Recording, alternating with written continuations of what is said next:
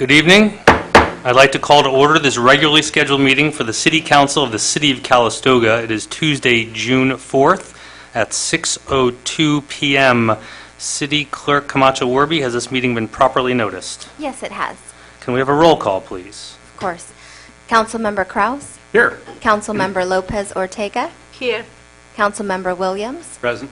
Vice Mayor Dunsford? Here. And Mayor Canning. Here, thank you. If you've not already done so, please silence your cell phones. And now if you all please stand if you're able and join in a salute to the flag.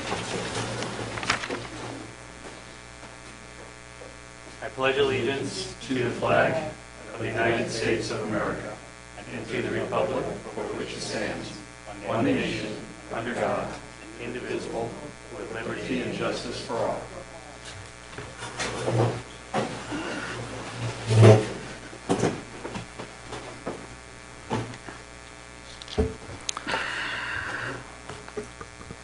All right, I'll open up oral communication on consent items or non-agendized items. This time is set aside to receive comments from the public regarding matters on the consent calendar or matters of municipal concern that are not on the agenda, pursuant to Government Code Section 54954.3, also known as the Brown Act.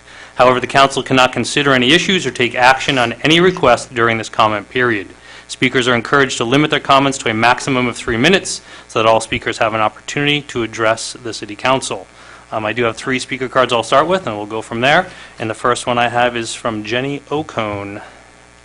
Jenny, should you so choose, share with us your name, which I've already done, your address, and the organization you represent. And welcome back.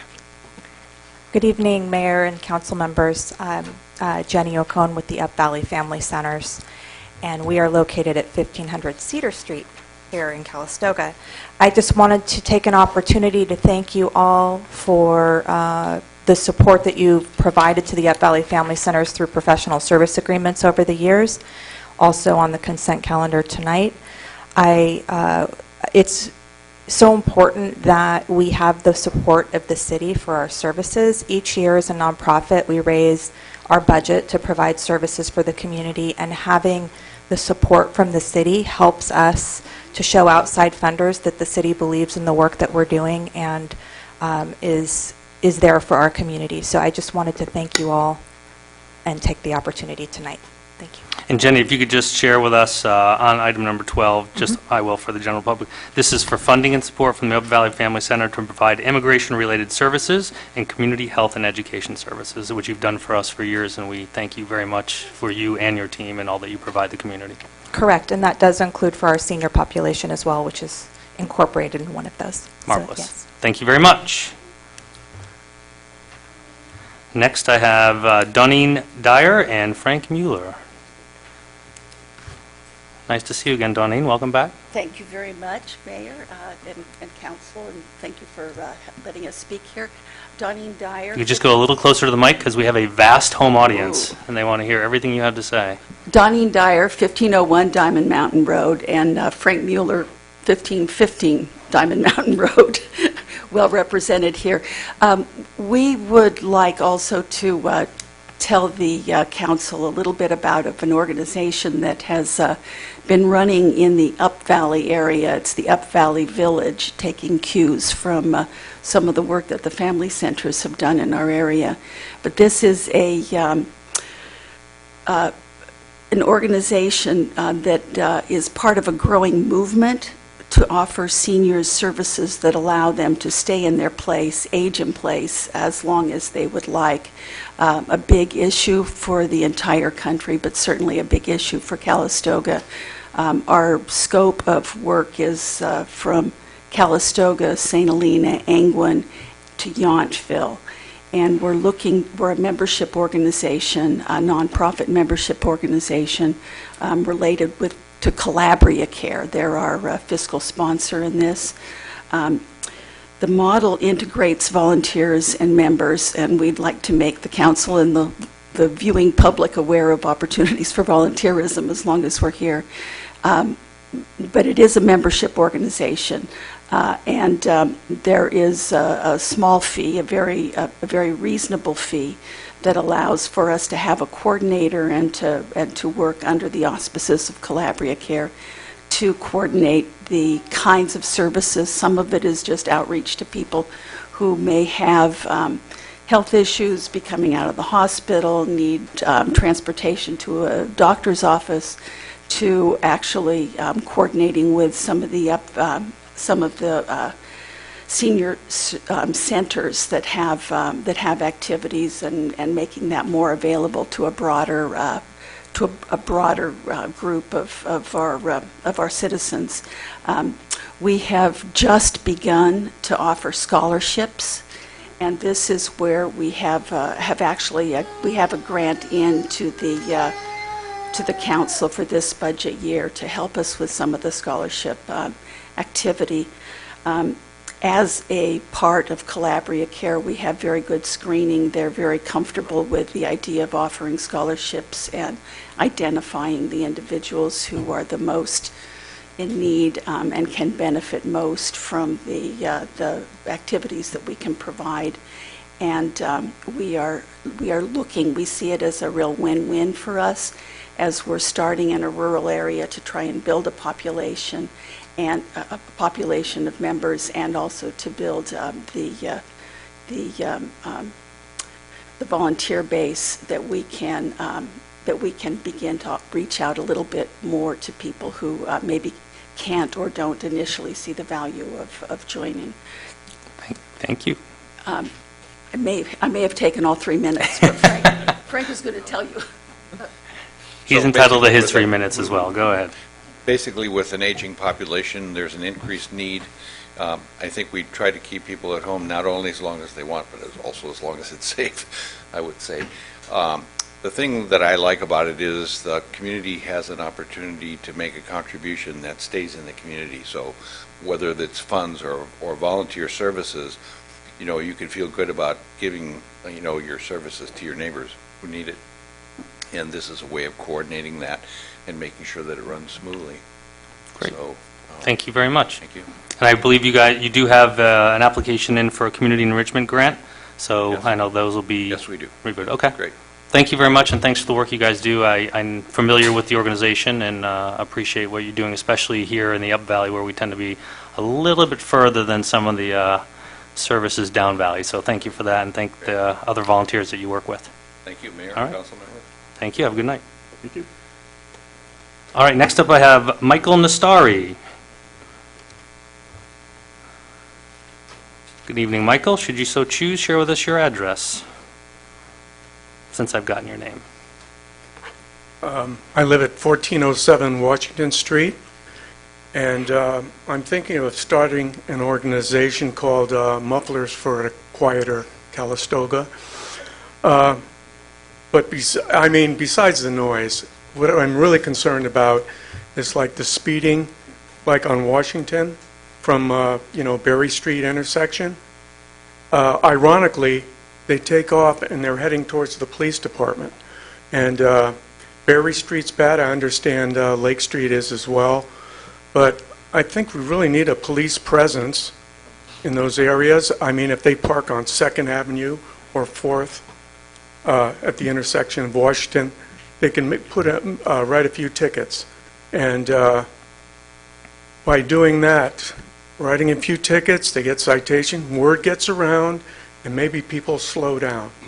But it's really bad. I mean, I close my bedroom windows at night. That's because of the speeding. You could hear them speeding because they got these mufflers, or lack of. And when I was a teenager, I had friends that had loud cars as well. But the cops made them take them off.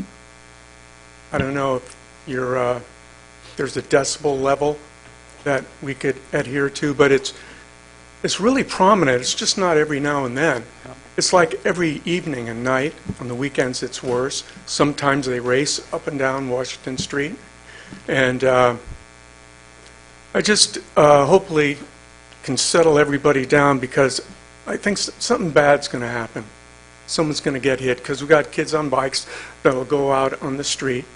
And, well, that's what I like to say. I don't know. I know you're short on the police force, but if I don't know if it'd be economically feasible, a couple of cameras, just to kind of stop it, because it is really getting bad. Agreed. The last couple, actually, within the last 3 council meetings, we've been addressing and highlighting the speeding issue. The chief of police is in the process of drafting a speed mitigation plan. There are 11 priority zones in a community as small as ours that are speeding problems, your neighborhood being one of them. The challenge is we have 2 officers on at all times, 24 hours a day, 7 days a week, and they can't be in all 11 of those zones while still taking care of other issues. With that said, there are other mitigating factors that the chief has presented to us, this council has acted on. I'm going to leave it to the vice mayor for a minute because the speeding is one thing, and then second to that is an issue that was raised today to the council that has been brought to the staff's attention regarding the mufflers. And apparently it's cool now to have a very loud car, a $10 car with a $500 muffler that Exactly. its only purpose is to make noise. I know, and it's, there's a few that, I'm not exaggerating, and you could talk to some neighbors as well. I could hear this, it's a guy, I can hear him like coming off of 128. Coming down Berry Street, crossing the bridge. It's ridiculous. And then he's going home and, you know, So just to be annoying, Yeah. you know? And this is like, I've been closing my bedroom windows at night because it always happens, you know, 11 o'clock, 11:30. On the weekends, it's later. Yeah, thank you. Okay. I'm glad you brought this to the council's attention tonight. I also filed a complaint with the police chief and city manager, and I copied the mayor on it today. It's becoming a very serious problem, in particular downtown during the evenings, like you're saying. And I'm also finding that they're accelerating out of the stop sign, the new stop sign at Cedar Street in Lincoln. They're burning rubber, and they're driving at a high rate of speed, and somebody's going to get hurt. So I've asked that we crack down on this. We have the ability to do that because these are people that live within our community, and we can dictate the rules of our community, and we need to put an end to it for sure. Get a plate number when you can, Yeah. if you can. Get a plate number, license plate number. That would help. We are a small enough community, as you mentioned. We do know some of these young gentlemen who have these cars, and a citation goes a long way. The other thing that goes a long way is because we are a small community, we are not above public guilt and shaming, and we know their parents. So the word gets around fast. All right, with that said, I don't have any other speaker cards. Is there anyone else interested in addressing the council under oral communication? Please make your way to the podium. Share with us your name and address, should you so choose. Good evening. My name is Erica Pusey, and I live at 1438 Lake Street. And I wanted to speak a little bit to what Mike was talking about.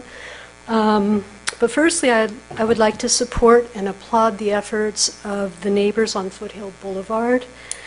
They have put the spotlight on a problem that exists throughout Calistoga to varying degrees and with varying levels of impact, and that is the speeding, the reckless driving, and the noise.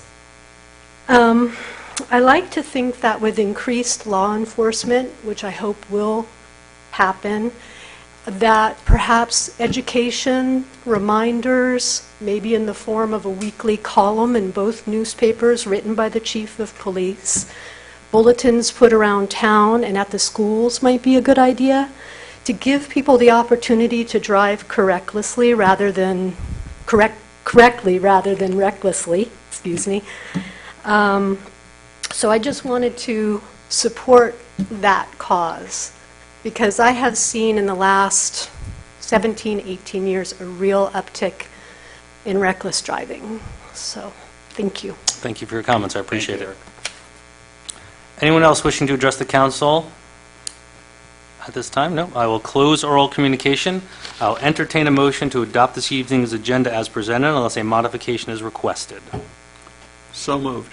Second. I have a motion by Councilmember Kraus. I have a second by Vice Mayor Dunsford. All those in favor? Aye. Opposed? Thank you. Council requests and ideas for discussion. Councilmember Lopez Ortega. I have nothing tonight. Thank you. Councilmember Williams. Nothing tonight. Councilmember Kraus. Oh, boy. Here it comes. Well, I warned Mike. don't prep us like that. We had a mayor's forum here back last month, and there were a good number of concerned citizens about the Grant Street improvements that are proposed. And some of the comments that I'm getting are, one, do we know how much the charge is going to be for the property owners? Is it possible to eliminate the pathway and get an exemption from the state law? Are we still on schedule to go out to bid this month on that? Because the concern is if we're going out to bid and we don't know what it is that is going to be expected of the people out there, I think that justifiably they're concerned that perhaps their input at the mayor's meeting wasn't taken seriously. So there's that question. Mike, if you have some comments there, go ahead. Good evening, Councilmember Kraus. Mike Kern, Public Works Director, Acting City Manager. In regard to the deferral agreements and the costs, I was able to carve out some time this afternoon to do I won't call it a final estimate, but I was able to do an itemization of all of the anticipated improvements. So I have that number, but I need to fine tune it, but my expectation is that I'll have that finished tomorrow and out to the affected properties. Great. It is an estimate, and we won't know what the actual costs are until we get the bids. At the present moment, it is not our intent to bid that this month, and possibly not even this summer, until we can resolve all of these issues. There are lots of moving parts, and rather than trying to rush something just to get it in this construction season, we need to do it right for the right reasons. And if I can interrupt for 1 second, which was also shared with the group at that meeting, which I attended as well, is that we will take as much time and as much public comment as necessary to address those concerns. So as a result, it's not prudent to go to bid at this point. So this may very well be a spring issue. Us saying that Yep. doesn't necessarily alleviate their fears. Understood. And I think I'll probably break what our standard procedures are for this project, and what I mean by that is typically we don't bring a bid package to your council for authorization to bid, but in this instance I think we will, just so that there's another layer of constructive notice to everybody the intended actions going forward. So I'll call it a belt and suspenders approach to make sure that everybody has an ample opportunity to say their piece. With regard to the complete streets policy and whether or not we can not construct the pathway, the Complete Streets Act is a state law, and we have built it into both our municipal code, our active transportation plan, and our general plan. So if we were to deviate from the code and or any of those two plans, would necessarily require amendments to all three of the above. So we would have to amend the active transportation plan, amend the general plan, and amend the code. And all of those would be quite time-consuming, and in some instances would be going backwards, in my opinion. And not necessarily that we would be successful. Not necessarily, and it could potentially open up a lot of angst and gnashing of the teeth, if you will. So my recommendation Regardless, would, there's going to be gnashing of the teeth. regardless, but Yeah. to reopen those policy documents would not be my recommendation. However, it would be up to the ultimately up to the council as to whether you wanted us to do that or not. Thank you. Okay. Next thing, we're coming up on fire season, and it's great we have a new wildland rig out there. We're putting on a couple of new paid call firefighters. But I'm concerned that we have told the public that we are going to put in sirens. community alert sirens, and we mentioned this, I think, about a year ago. I know there was some studies done on it, and just as soon as fires start hitting in the Bay Area and it starts going on TV, we're going to have people concerned about a number of things. Number one is what is the evacuation plan? And so that's one question. I guess let's see what's going on with that. When are we going to get sirens? So that's a two-part project. Maybe I'll let Steve talk about how we got where we are, and then I'll chime in on the anticipated installation schedule. So through all the public forum meetings that we've attended and they've had after the fires, we've had our own. It's identified that we need to have some sort of alert system, and the siren system was identified as of what we want. We went out, we researched it, we found a company that we wanted to go with. We tested the siren and its range. It was just one siren. We were trying to find funding for it, and during all this, a private company has stepped up and is going to pay for the whole thing. There's been a delay for several reasons, getting poles. We had to get a separate radio frequency from the FCC to activate them, which we're wrapping up now. I talked to one of the company reps, and it looks like we're on point for sometime in July for those sirens. Great. And full disclosure, the private company that's funding the siren project is my daytime employer, at no cost to the city. Okay. Next question has to do with weed abatement. We had a code enforcement officer that resigned, and I know we were splitting the duties on weed abatement between the fire department and the code enforcement officer. But I can tell you a number of the fields that have been mowed, they're already knee-deep in grass. With the weather we've been having, I'm sure that we're going to have several of those fields mowed multiple times. Yeah, you're correct. With the late rains, the grass is going to continue to grow, and with that, some of the bigger fields, the tractors weren't able to get out there. So now that it's drying out, they should be able to get out there. We had staff out yesterday all day going door to door and hanging courtesy notices to the properties that needed to be taken care of. So we're on it, aggressively on it, and hopefully everybody complies. Great.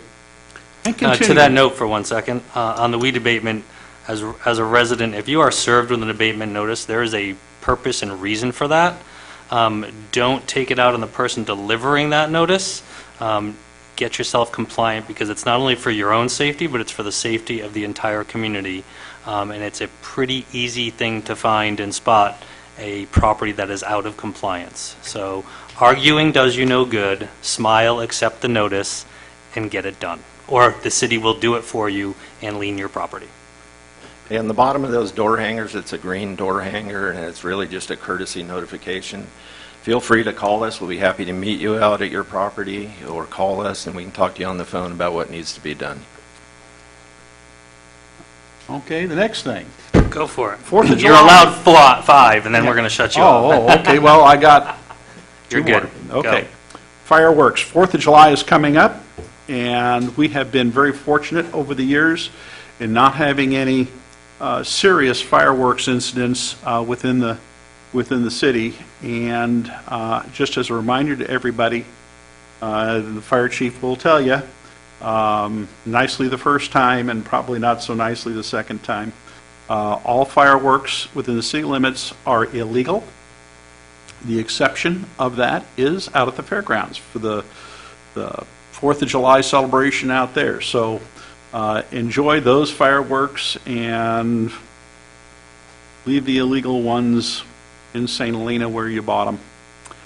And the final thing is on our Calistoga mini grid, how is that study progressing, and are they aware of the generator issue that we have on Lower Washington? So we've been meeting with PG&E. I met with them yesterday and had a very good meeting on what the power system might look like. And one of the things that we're trying to do is minimize any impacts to the dog park, and it looks like we've been able to do that. I also took that time as an opportunity to visit with PG&E on what their take on a microgrid is, and how our desire to put one in place here would marry up with what they're doing, and how that plays into what the public power safety shutoff will do. So it's good information there. I'm going to relay that information to our consultants and roll up our sleeves and get working on this. Great. Okay, that was my 5. Thank you very much. Thank you. Vice Mayor Dunsford, Nothing to add. because Councilmember Kraus took all your time. Yep. Okay, I've got 2 items. One, some of you are aware, reading the papers, the county has been doing emergency preparedness fairs as we enter into fire season up and down the county. We have, as of this morning, confirmed the date for the city of Calistoga is going to be, and this will be published, will be June 27th. And we are looking for a venue, more than likely somewhere at the high school. And what it is, it's a presentation by county sheriff, county fire, Calistoga Police, Calistoga Fire, PG&E regarding PSPS, and how you can be prepared for all these. They've been very well received in the other communities, so we will have ours again June 27th. Brief presentations and then tabling around so that it's a more comfortable environment for everyone to ask their more specific questions. And then the only other thing I would ask is that you keep in your thoughts former Mayor Jack Jingles, who has taken ill. So think of him for us. He did serve the community not only as mayor, but as a city council member and several other organizations for many, many years. With that said, we will now move on to City Manager's report. Acting City Manager Kern, please. Good evening. The only thing I'd like to report out is that the parklet on Washington has nearly been completed, so all of the sidewalk has been replaced for ADA purposes. It had a cross slope that was almost a little over twice as much as what is legal, so we had to take care of that. The frame has been installed. It was welded yesterday, and the contractor will be installing the decking and the bench seating through the balance of this week, and it should be functional by the first part of next week. Thank you. Great, thank you very much. All right, we will now... Excuse me, I have a question Oh, on please. that one. Sure. And so, Michael, so what's the parklet running total altogether now? I think we had allocated $25,000. Is it going to be more than that as a result of the sidewalk work? Well, the parklet is the parklet. The price of that was about $25,000, and that's what the contract with the Granite was. The additional work it was approximately $70,000, and we took that out of our sidewalk maintenance fund and the street maintenance fund. Thank you. All right, anyone else? All right, we will now move on to proclamations, presentations, and awards. The first thing we have is a proclamation proclaiming June 2019 as LGBTQ Pride Month. If there's anyone from the organization who will be receiving this, you can make your way to the podium while I read the proclamation, then I'll join you there shortly. City of Calistoga proclamation proclaiming June 2019 as LGBTQ Pride Month. Whereas one of the nation's greatest strengths is the rich diversity of its residents, lesbian, gay, bisexual, transgender, and queer people form an important part of this national tapestry and contribute to every facet of our society. However, they continue to be marginalized, discriminated against, and physically and emotionally attacked for who they are.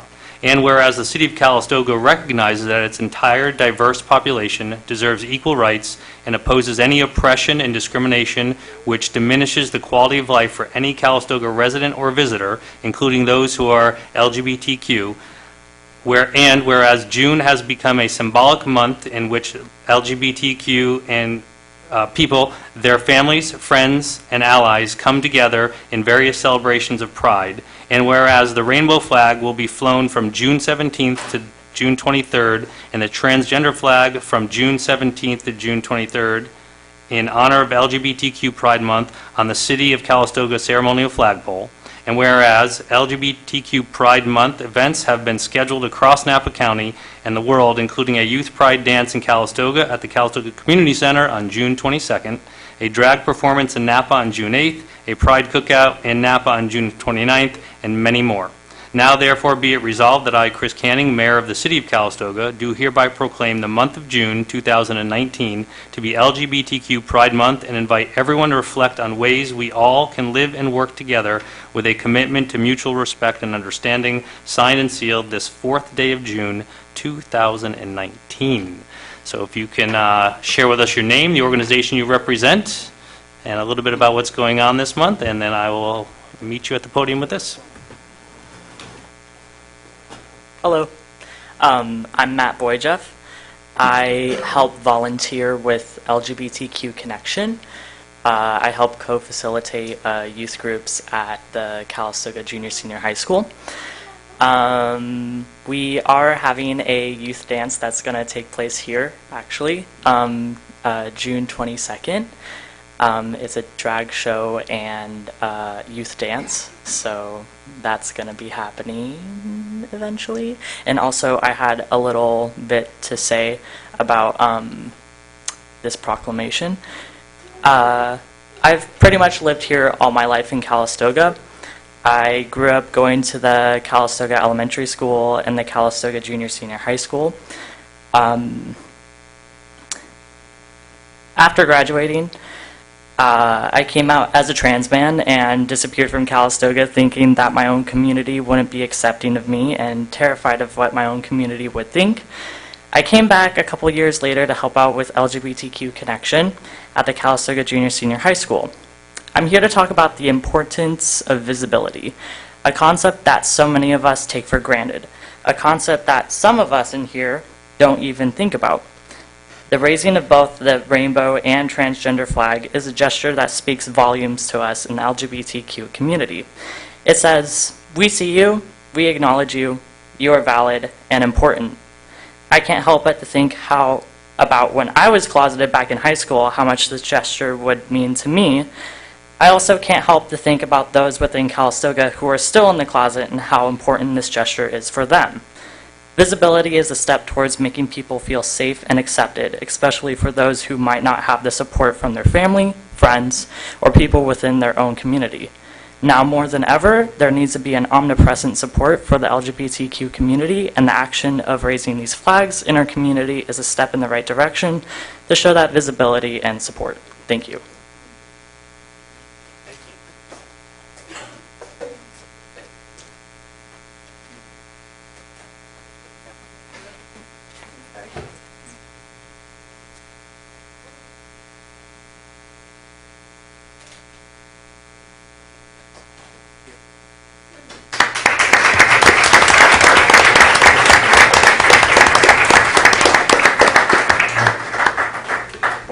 Thank you, and also thank you for what your organization does for our entire community, from youth all the way through seniors.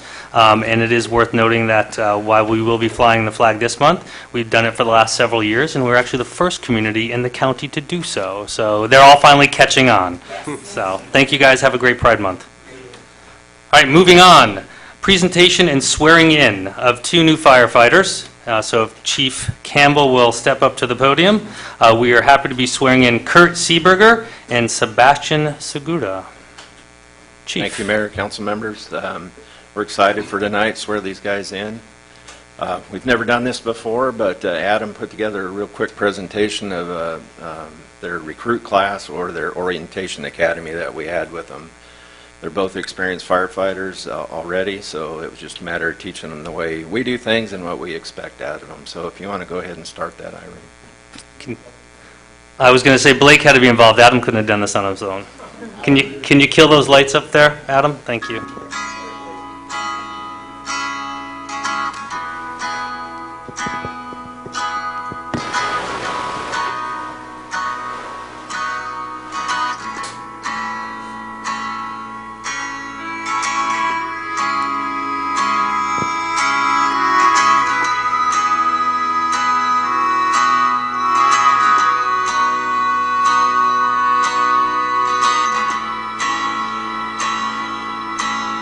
Took my first breath where the muddy rises spills into the Gulf of Mexico. The skyline's colored by chemical plants that put bread on the table of the working man, where the working man does his best to provide safety and shelter for kids and a wife. Giving a little of his soul every day, making overtime to keep the wolves away.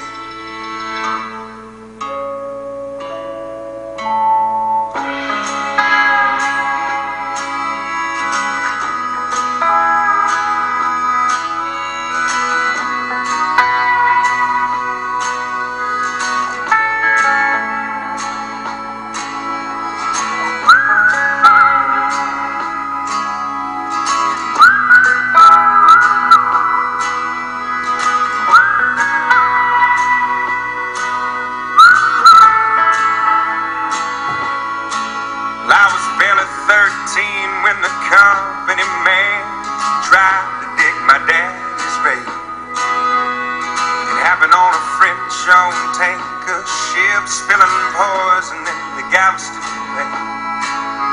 Well, the liquid fire filled his lungs and his eyes silenced any more cries. Cold in the grave, death stinging pain, he fought like hell to keep the wolves away.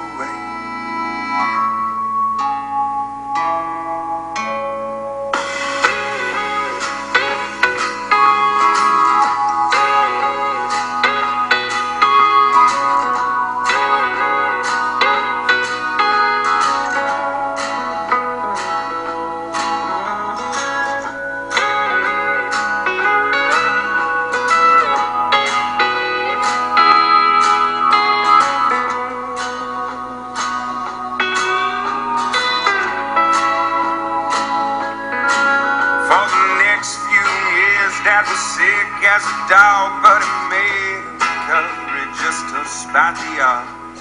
The settlement.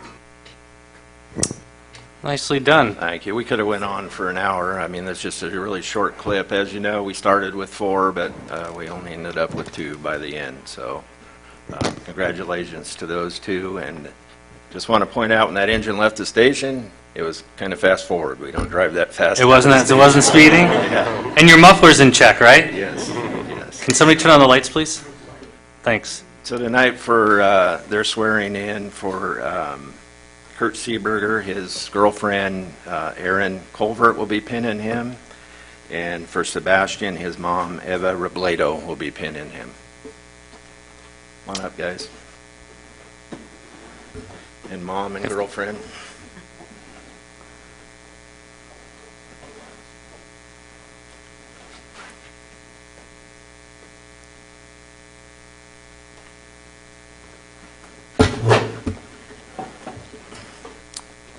You 2 gentlemen can face the audience. That would be great.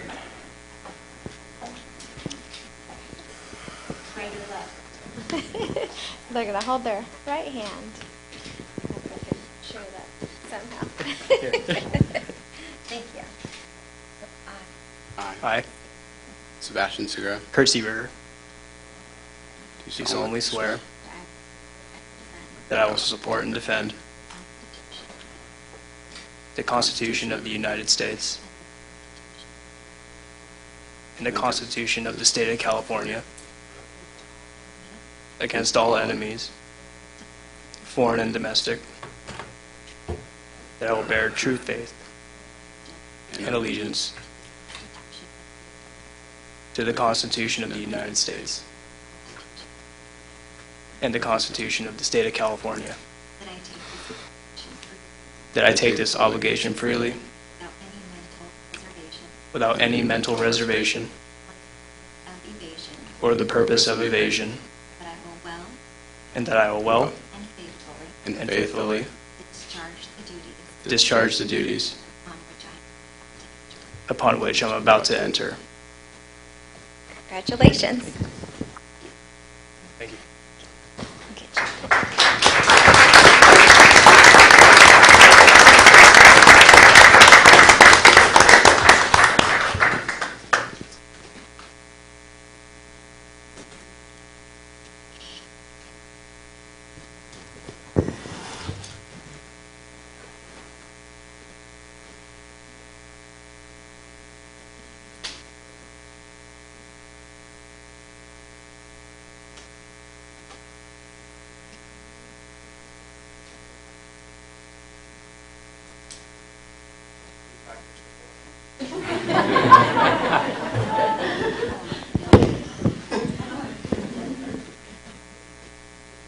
Gentlemen, congratulations.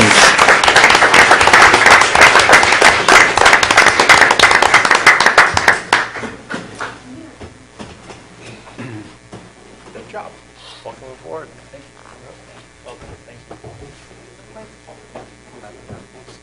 Welcome aboard. Welcome.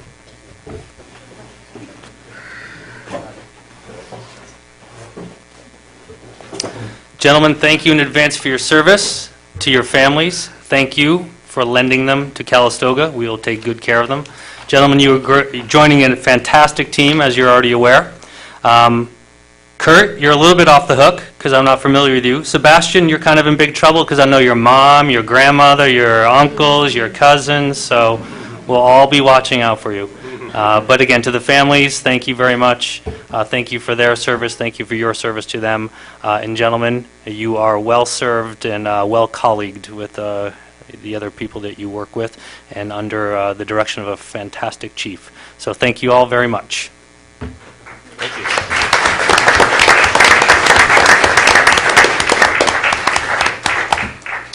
All right, if you're going to exit, now would be a great time. Otherwise, you're in store for the next hour and a half.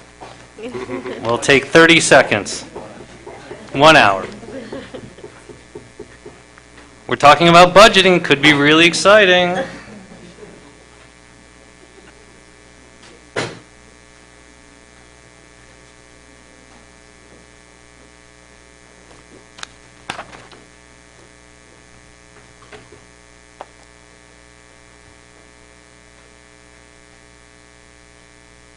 All right, Jason, or one of you, the vehicle we're about to talk about is going to stay here for a few more minutes, correct? Okay, thank you.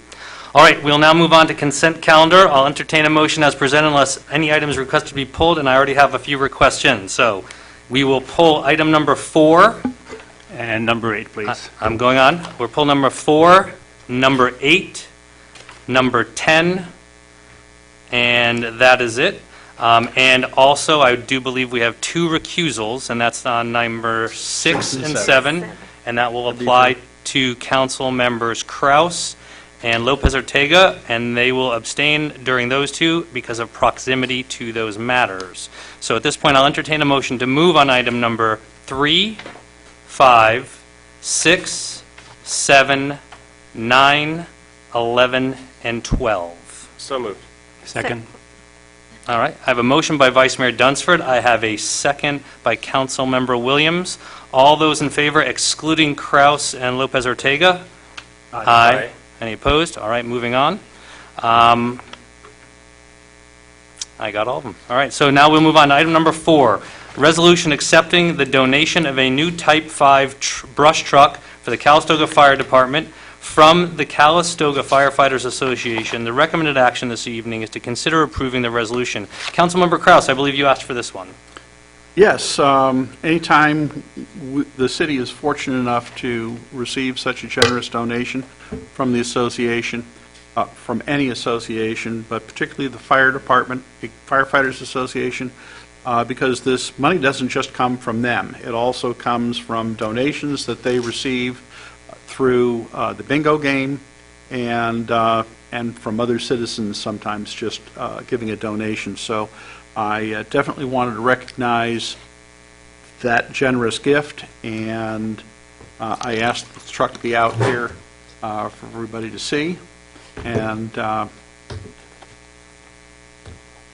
Excellent. That Any was other my reason to have it pulled. Thank you. Any council members with any questions?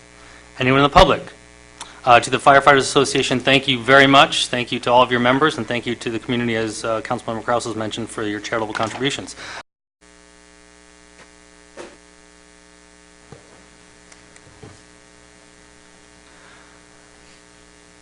Good evening. I'd like to call the council back out of recess, I should say. It is 7:09 p.m. We did go into recess as a result of a technical difficulty driven by a power outage. With that said, we were about to move on item number 8 on the consent calendar, and Councilmember Lopez Ortega is moving the item. We didn't vote on 8. That's when the power went out.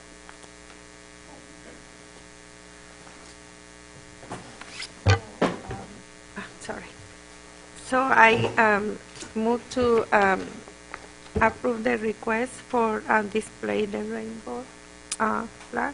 Second. Thank you. We have a motion by Councilmember Lopez Ortega, a second by Vice Mayor Dunsford. All those in favor? Aye. Any opposed? Any abstentions? Abstain. Thank you.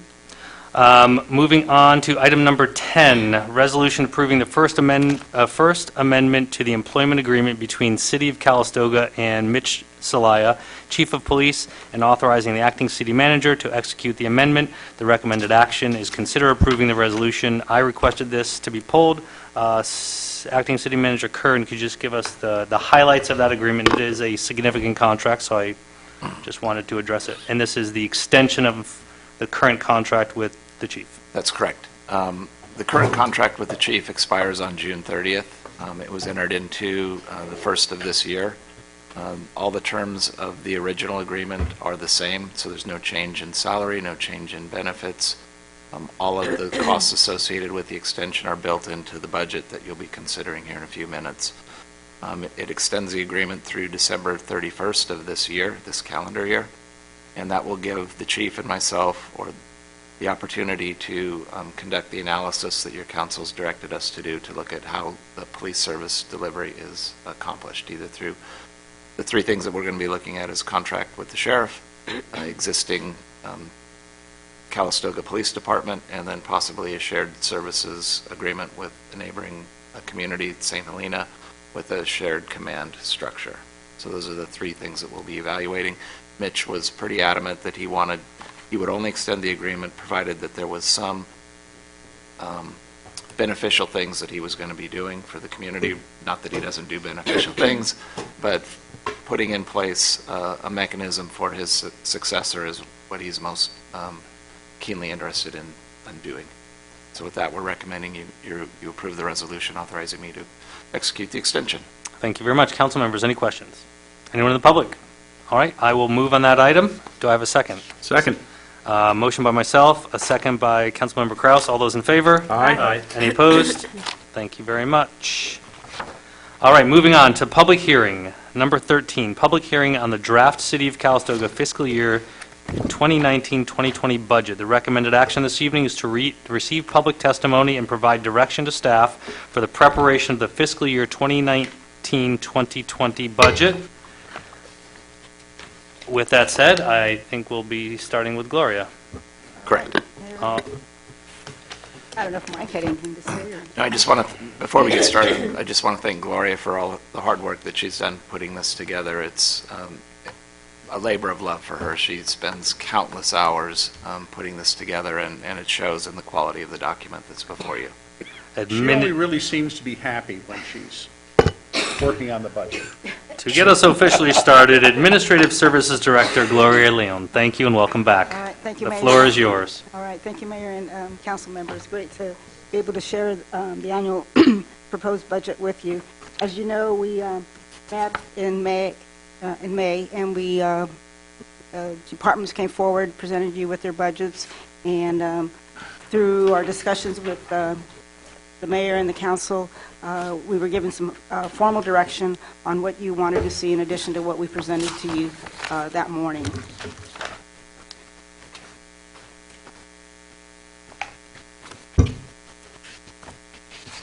All right, so on today's agenda, we'll talk a little bit about the budget process, the goals that you presented to us, and the actuals and the forecast for 2018 and 2019. Then we'll move on to the 1920 proposed budget, and we'll look at our main funds, the general fund, enterprise funds. We'll look at what we can expect in development impact fees, what capital projects we have anticipating, we're projecting for fiscal year 1920. We'll look at the equipment replacement fund, and we'll look at the special revenue funds. I'll talk a little bit about our debt schedule and then the requests that were put in through the community. As you know, our process started back in March when you set we did the council goals. We had a goal-setting meeting and gave us direction. We then met on April 4th, and we had a planning session. And during the month of April, the department heads got together with their own staff and put their budgets together. Then the city manager and myself sat down with each one of those directors and refined those budgets a little bit more. and then we had the council workshop on May the 9th, and then today we've got the public hearing.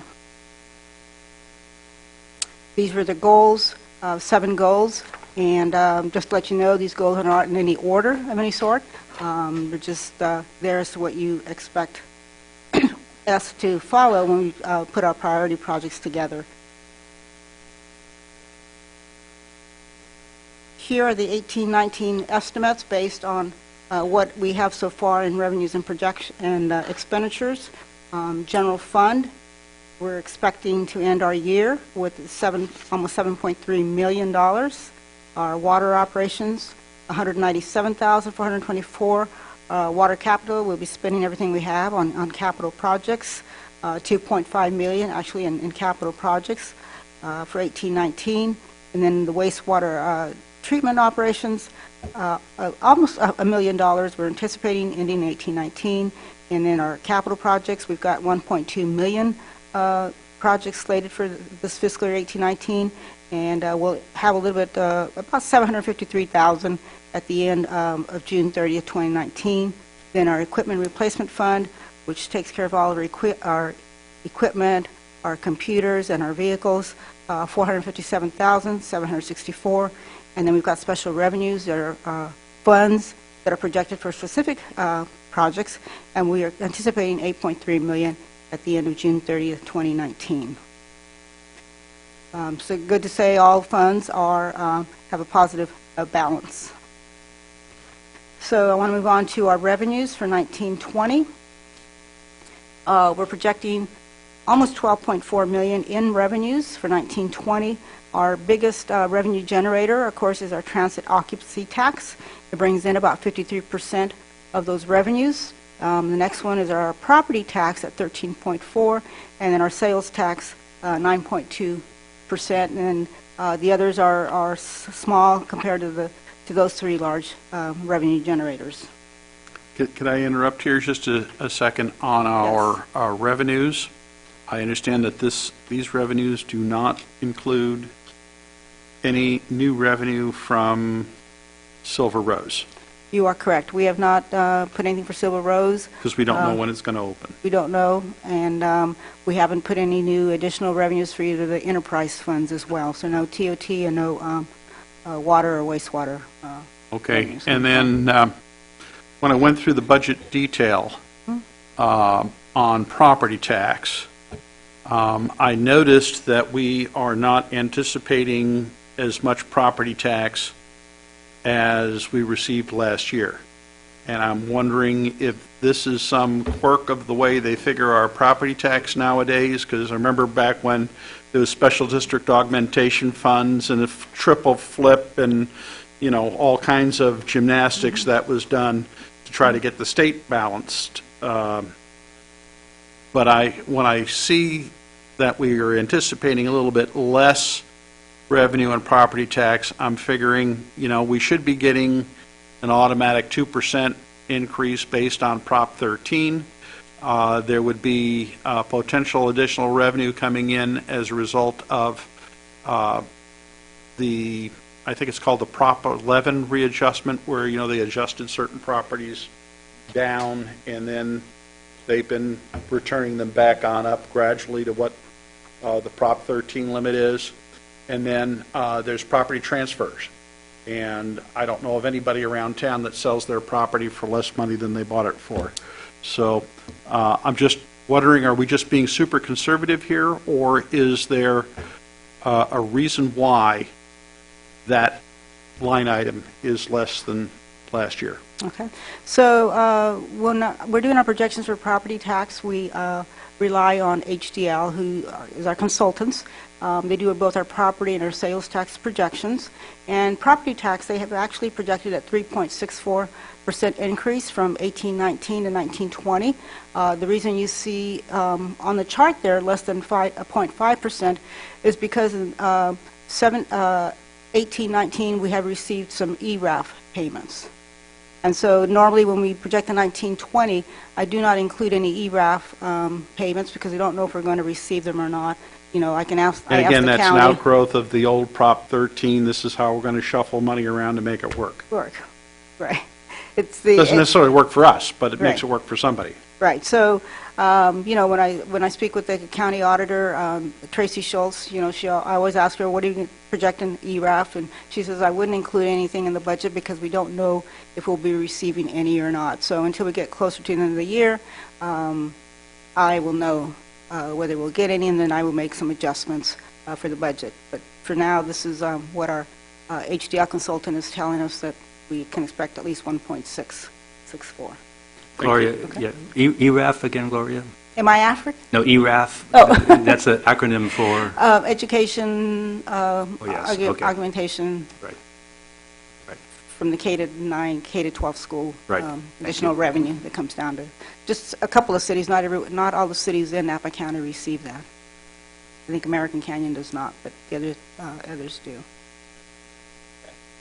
All right. Any more questions, Mr. Krause? No, that's fine. Okay, all right. Just want to make sure.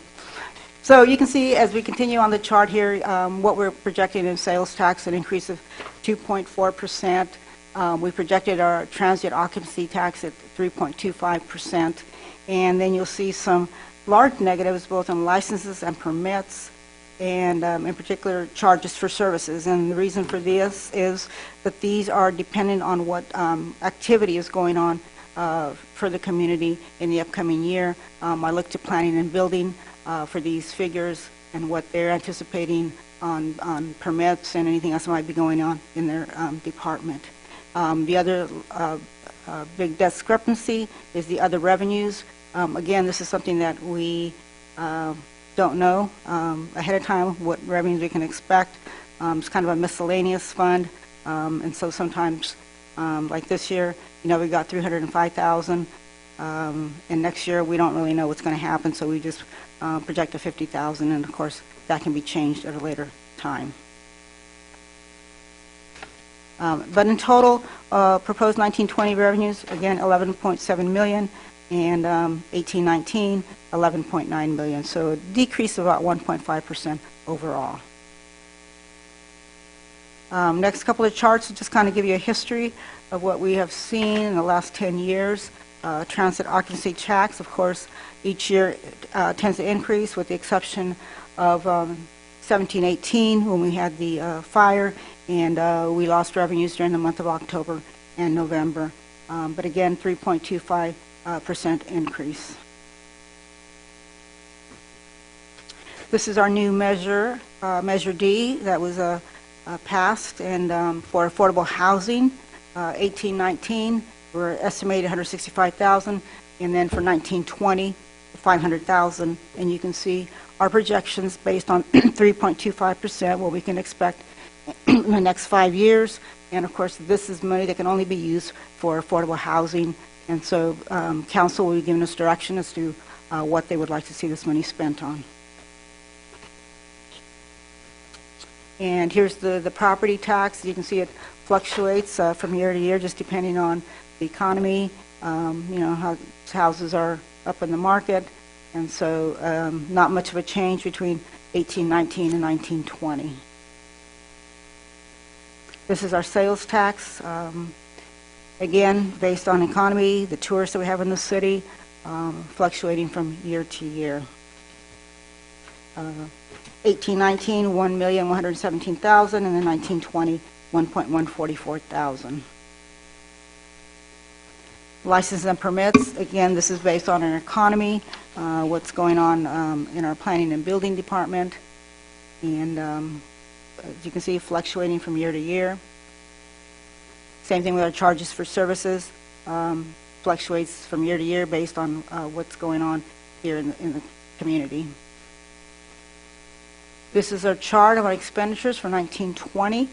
We're expecting $11.7 million to be spent out in our general fund, which includes some transfers out of a little bit over $1 million.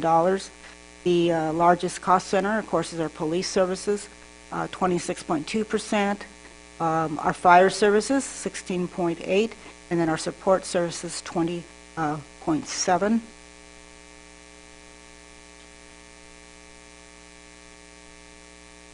And then this next chart goes more into details on the actual numbers.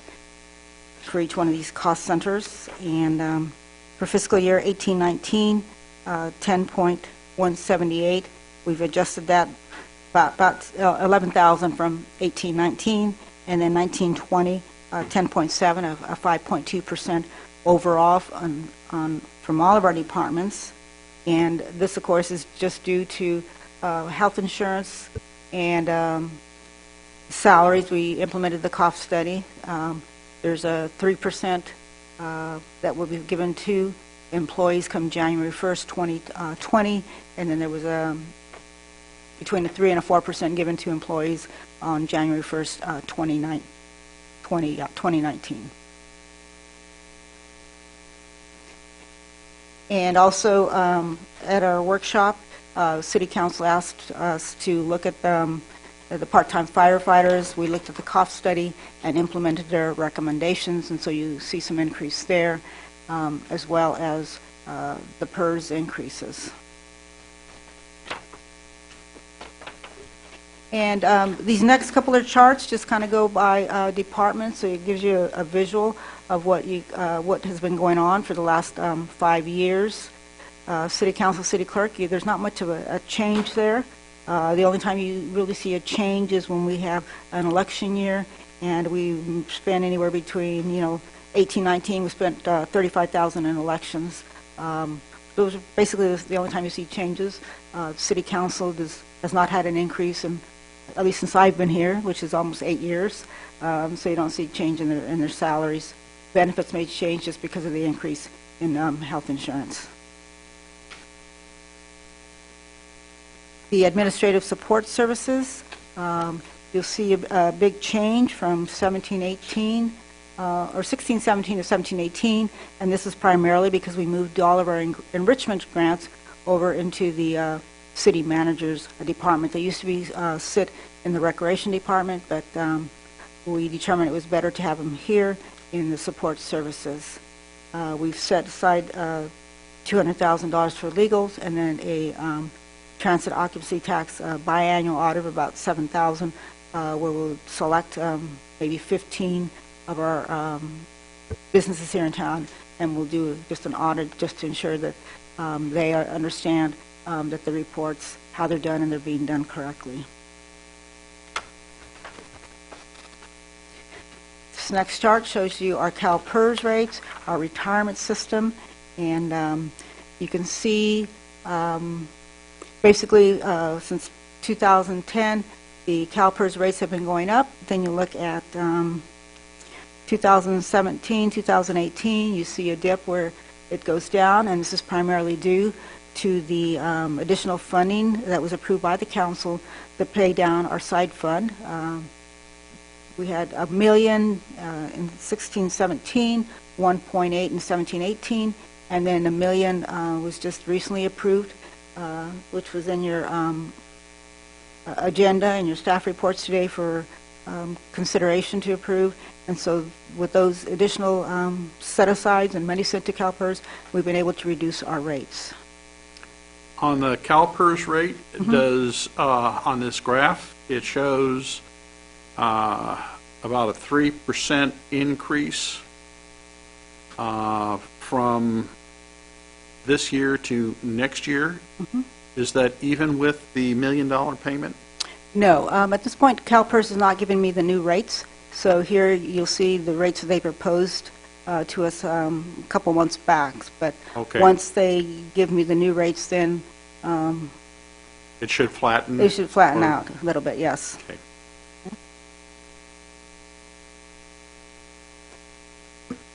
And then this one's just gives you more of the dollar figure on the CalPERS and how much we spend on pension costs every year. As you can see, in total, we're spending about $1 million just on our employees.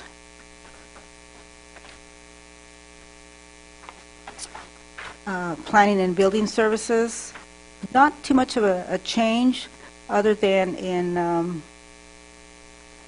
1920 you see some increase in salaries, and this primarily is somewhat due to one, We currently have an administrative assistant who works part-time in the planning and building and in the Public Works Department. Well, a couple of staff meetings back, we brought to you forward the position to be reclassified to a permit technician, so that person will now work 100% in the planning and building services, and so that's why you see somewhat of a shift in salaries.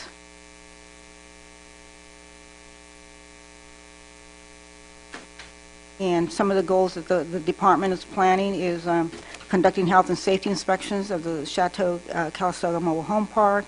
They're on filing for permit applications and pursuing unreinforced masonry buildings. And also the development of housing affordable to the local workforce. Next department is our recreation services. And you can also see increases in their salaries. One of it's due to converting some we converted one part-time coordinator to a full-time coordinator, and we added an additional coordinator to the department.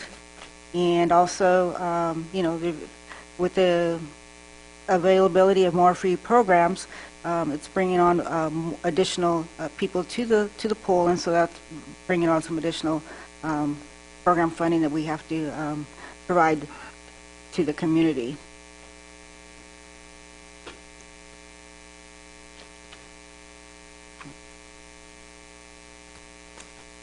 And so you can see the total program, $671,162 to provide recreation services, and of course this does not include the pool maintenance.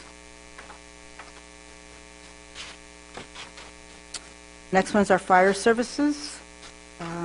You see the increase, part of it due to increasing our part-time hourly rates to bring them up to market. We're currently out recruiting for more part-time firefighters, and this time of go around, we've had quite a bit of applicants apply so far. So it's a good thing. I think the fact that they've got new engines, new hourly rates is attracting more people here to the community. And also the PERS increases is driving that factor of the benefits.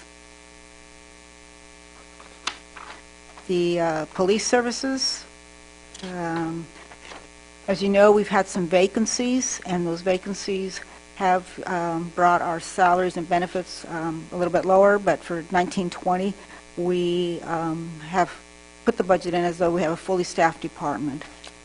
At mid-year, I will come back and make any adjustments if we don't fill all the vacancies that are available right now in the fire department.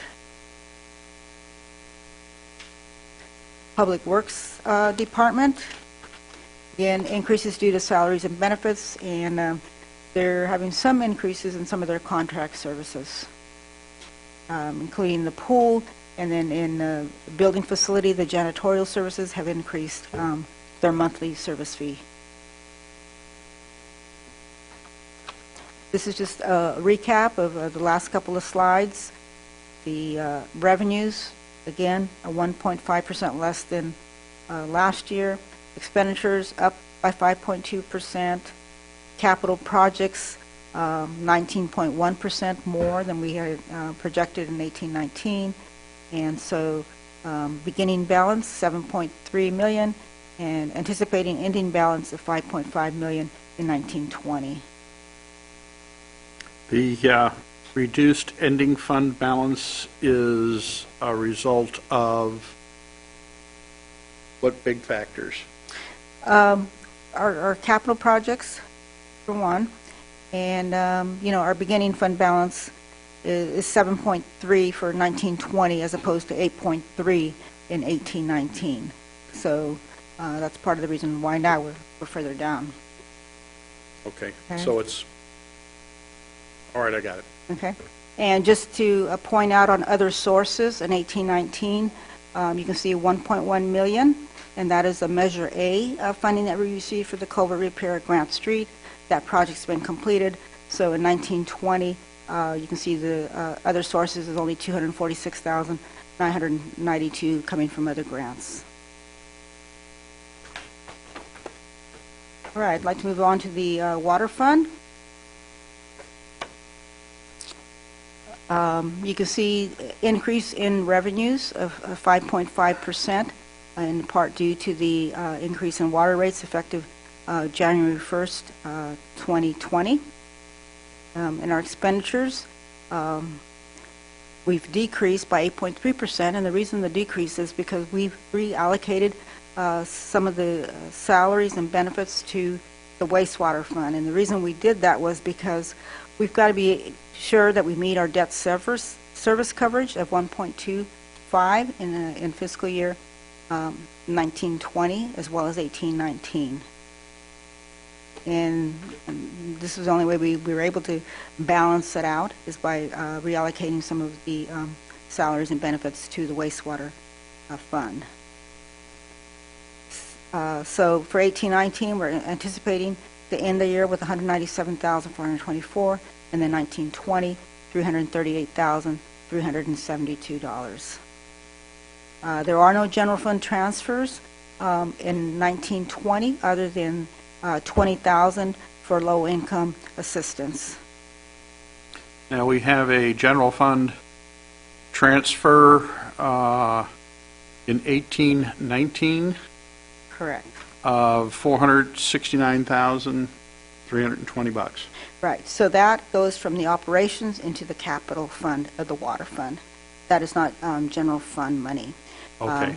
I will say, though, that to be able to meet our debt service coverage for 1819, we are going to have to move $250,000 from the general fund to the water fund. If it looks like we don't need it, I think, speaking with the city manager, we've decided to just leave it there should we need it for 1920 for any reason. If not, then we can turn it back over and transfer it back over to the general fund. So maybe 250,000 and maybe not. Maybe not. Just depends. Okay. So with regard to that, what Gloria and I talked about was, we have not projected any significant connection fees or impact fees on the water fund, but my intent would be that the first revenues that come in from those funds would be used to rebate back any portion of that $250,000. So it would to the general fund. Not rebate, repay. Correct. So it's a placeholder that we need right now, but going forward, if there are new connection fees that come in, dollar for dollar would go back to the general fund up to $250,000. Okay. And again, just a chart to show you what our water operation services look like for the last 5 years. And again, a change in salary and services supplies just because of the reallocation of the redistribution of staff. All right. Here's our capital improvement fund for the water. Under water operations services, in this category, is the cost of wielding the water from City of Napa included here or someplace else? It is here in the water operations. Okay, because I recall that they had a couple of significant increases. So they're all factored in. So their escalator is similar to ours, 3 to 5% a year going forward, and we factored that in both in our budget and also within the rate study. If you call Bartle and Wells included those increases in their analysis. So that's all factored in here. Okay.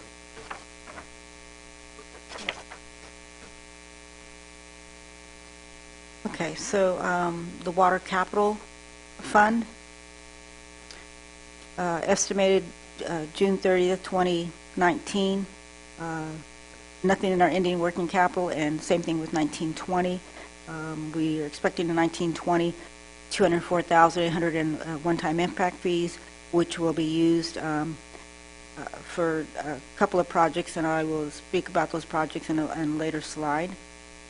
And for this year, 1819, trying to think.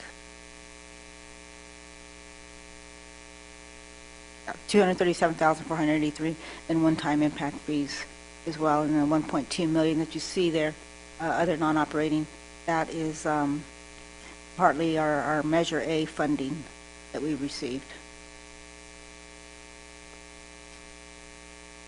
And the other thing is, I want to bring to your attention, you had asked that we meet the minimum 20% of fund balance, but as you can see, a 20% fund balance would mean $562,193 in total.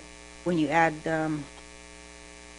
when you look at this one here, our ending capital is $338,372, so we do not meet the minimum 20% in 1920.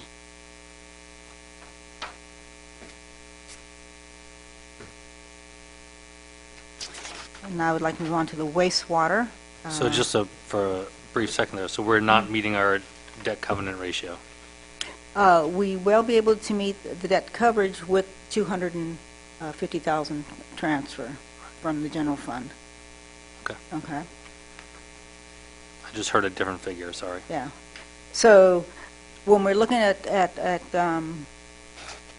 20%, we're just looking at operating expenditure, so we don't look at transfers in or revenues. We're just looking at expenditures.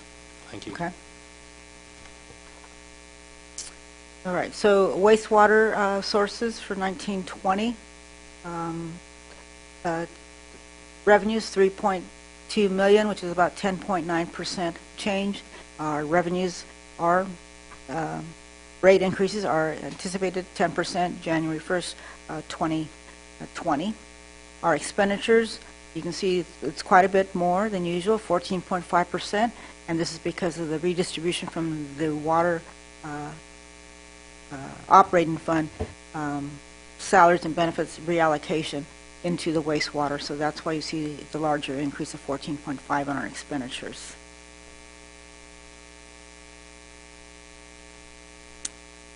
Uh, 1819, anticipating 944,271, and then based on the activity in 1920, we're expecting an ending working capital of 686,230.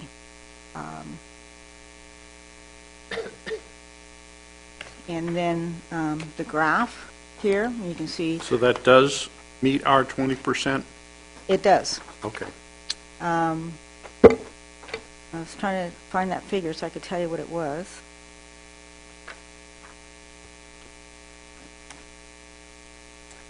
It would be 515,188 to meet the 20% objective, and we've got 686. So this one we do meet our objective in the wastewater, and for the most part we have been for the last couple of years. It's just the water where we have not been able to meet that 20% minimum.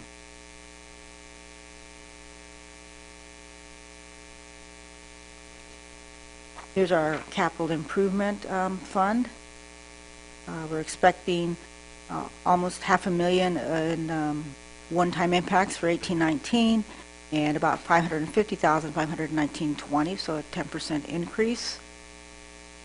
Capital projects in 1819, $1,065,000, and then 1920, $160,000. So ending capital for 1819, $753,000, and then for 1920, $144,152. These are the impact fees estimated by the Planning and Building Department, 2 single-family dwellings, and then Silver Rose single-family dwellings. In total, $934,430 distributed among the different funds, and the budget reflects the different funds where these one-time impact fees will be going. And I know for fire, some of that money is going to be spent on outfitting the truck that was out here, about $16,000. And then the police fee, some of that will be used for the data terminals that are needed in the patrol cars. So these are our capital projects for general fund. I know when we had the workshop, Derek spoke about these, but I don't see Derek here today. I don't know if, Mike, you want to point out any of these Just pause for particular one projects? second. Pause for 1 second on the previous slide. So while we don't have the revenues on TOT for Silver Rose projected, and we do have their impact fees projected, and then that was built into the entire budget, correct? Yes. Impact fees, but not TOT. So This is... these impact fees are for the single-family residential. Understood, but So there's no, we didn't include any TOT here. Right, We right, did right. not anticipate. That part I understood. The impact Yeah. fees from Silver Rose are in this budget For the residential. for the residential units. Correct. Okay. Correct. Mhm. Could you turn on your mic, Don, just so people? And so some of that is allocated to the police department. Is that the mobile data units that the chief was talking about? Yes, yes. I think it was, I think we have in the budget $75,000 Right. for that expenditure. Okay. Thank you. he's correct. Capital 75. Projects, General Fund, Mike. So you're familiar with all of these pretty much. So pavement maintenance, the large chunk of money there is the Grant Street reconstruction. Right now, we estimated that to be 1.1 million. So the balance is some design for future capital projects. So what we're trying to do that we hadn't done before was have something in the design queue at all times, so that we're ahead of the curve a little bit, if you will. So that we have stuff that's basically shelf-ready to go out to bid. That also includes, no, it doesn't, so the Phage Road culvert, as Derek mentioned, that road is plated right now and it's ready to collapse. It serves us and about 6 or 7 other parcels. Ideally, we would be able to form what I'll call a mini assessment district and have everybody pay a portion of their fair share contribution towards this. There's no guarantees, so we've got to make sure that we can make that road whole. Logby Park, $100,000. That is for primarily improvements to address picnicking, barbecues, and tot lot construction on the, I guess I'll call it on the river side of the park, recognizing that we need to prepare a sketch on how that's going to lay out to make sure that it doesn't prevent us from doing what the master plan has long-term called us to do. Pedestrian bridge at Gold Street, Lynn has done some research on that, and there's quite a bit of history on that. We're estimating $25,000 to do a survey and an assessment as to whether or not that's an option. It may be less, hopefully, but we need a placeholder for that. Tennis courts, partnering with the school district. Public Works Courtyard, that's paving our facility and also constructing some shed-type buildings to put our equipment out of the sun. The community pool, several projects there, primarily related to restoration of the deck around the large swim pool, and then a shade structure between the two pools on the grassy side between the pool and the Boys and Girls Club.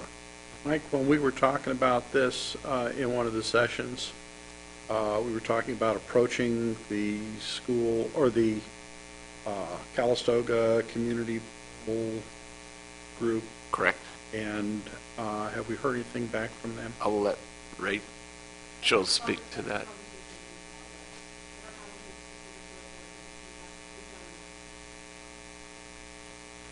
Yeah, I don't have a problem funding ongoing maintenance of the pool, and if we've got a bad deck, we replace the deck, but I think the addition of a shade structure is certainly something that is an improvement to the pool that perhaps they'd be interested in funding.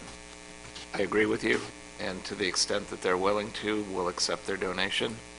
If they're not, maybe we'll let them speak to the reasons why they chose not to, or chose not to. So just as a point of information, Rachel, if you want to come up to the podium, I did speak with somebody from that organization who's been with that organization for a long time and expressed the reasons why this council feels it's appropriate for them to seriously consider funding this request.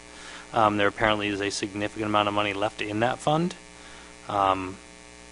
So if you have challenges on that, I'd be happy to help you encourage them to do that for the good of the community with the funds that were raised by the community for such a purpose. Thank you. The City Hall remodel is a minor modification to the front counter. Railroad track repurpose, that's something that we're working with the folks that would like to do an interpretive display right there between where the former railroad tracks were and the bank. We've offered up the public right-of-way between the sidewalk and the curb, and they've put together what feels like a very doable project. I think will be well received. Pioneer Cemetery, that's maintenance on some of the grave sites and the crypts. They're starting to fall apart. Access facility and sidewalk, that's our annual sidewalk maintenance fund.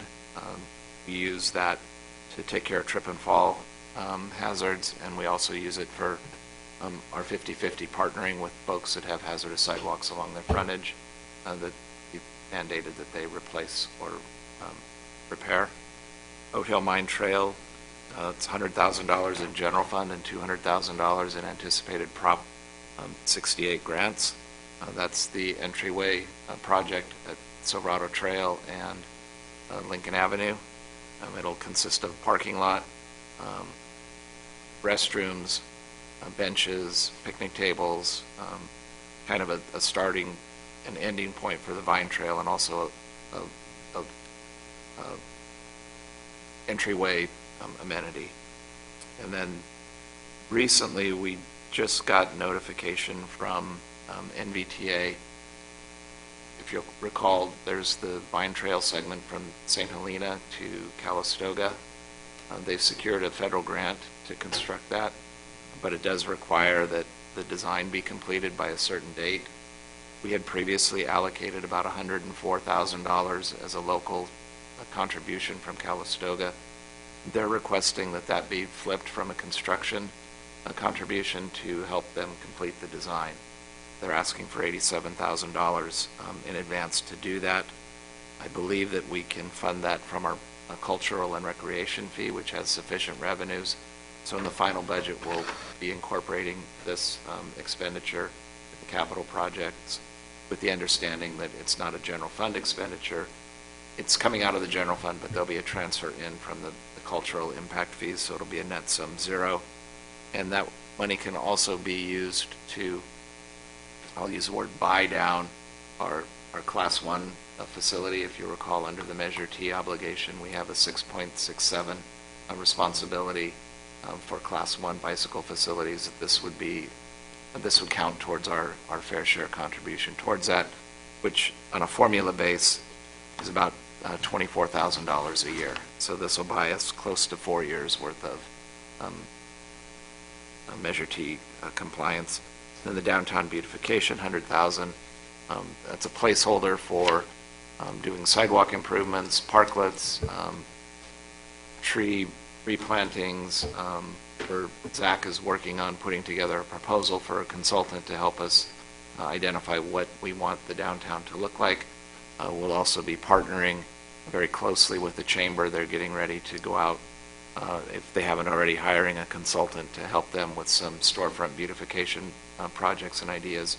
So we want to make sure that we're not duplicating their effort and picking up on the energy and the synergy that they're going to be providing. Then the next pages are the pavement maintenance. The other project that I didn't mention was the Silverado Trail Hawk Signal. And that's the pedestrian activated crossing on Silverado Trail that your council has approved the design work, but we haven't approved the construction. And that would be done this fiscal year, and so that's the placeholder for that item there.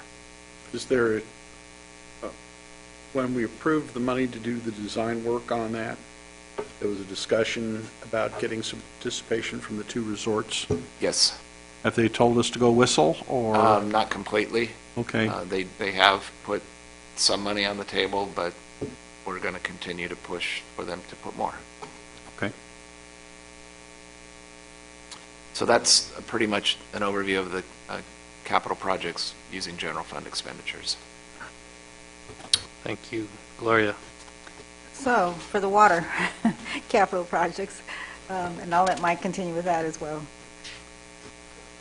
So we have a limited amount of funds that we can allocate to water projects. If you recall, there's about $204,000 that we're expensing. And we'd like to continue the automatic meter read program. That was very cost effective last year. We've got a really good deal on the installation, and we're hoping we'll be able to do that again this year. So we're requesting $60,000. How many connections will that? We were able to do about 85 with it was about 40,000 for the meters, the actual meters, and then it was a little over 13,000 for the installation. And it did 85 meters on Foothill, and we were going after the Foothill corridor because it's traffic issues. It's the most dangerous for the meter readers to be walking on, so we'd like to get that finished out. THMs and H5s, that's a mandated water quality issue that we continue to struggle with. We've been doing very good lately. We're working with our consultant to identify where the root problems are coming from and then what's the best course of action for resolution. It feels like the total organic carbon in the water that's coming from the Delta is the largest contributor of our issues, and we're trying to work with Napa to see what can be done there, but it's not an easy fix. The bypass structure, this is Measure A funds, and that would be the Kimball Intake Tower project, which we're hoping to get a FEMA grant for that. So the 50,000 is the Measure A. And the other capital project expenditure would be the debt service on the Mount Washington water storage tank. That's a USDA loan that we got, so we've got a principal and an interest payment on that. I want to say that total is about $85,000 or so, plus or minus. Mike, going back to the pavement maintenance, if we're putting in $250,000 for the Hawk signal, it doesn't look like we'd be real serious about leaning on the resorts to participate in that signal if we're budgeting that amount of money. They will look at that and say, why should we chip in? The city's already allowing $250,000 for it.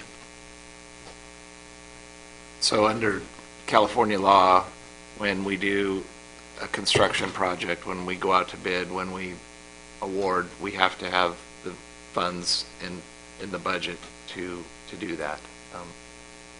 So that's why we're recommending that amount be there. Now this is, ultimately it's going to be an important project because the pedestrian traffic that's going to be out there and the speed of the cars that are there, this is the only safe way to maintain that connectivity between those two resorts. And we went into quite a bit of detail in that engineering analysis last year. We can't use it as a leverage point and underfund the project, as Mike said, to California law. So we have to demonstrate that we have the ability to pay for it and have budgeted for it, and then continue to press them to make their contribution toward it.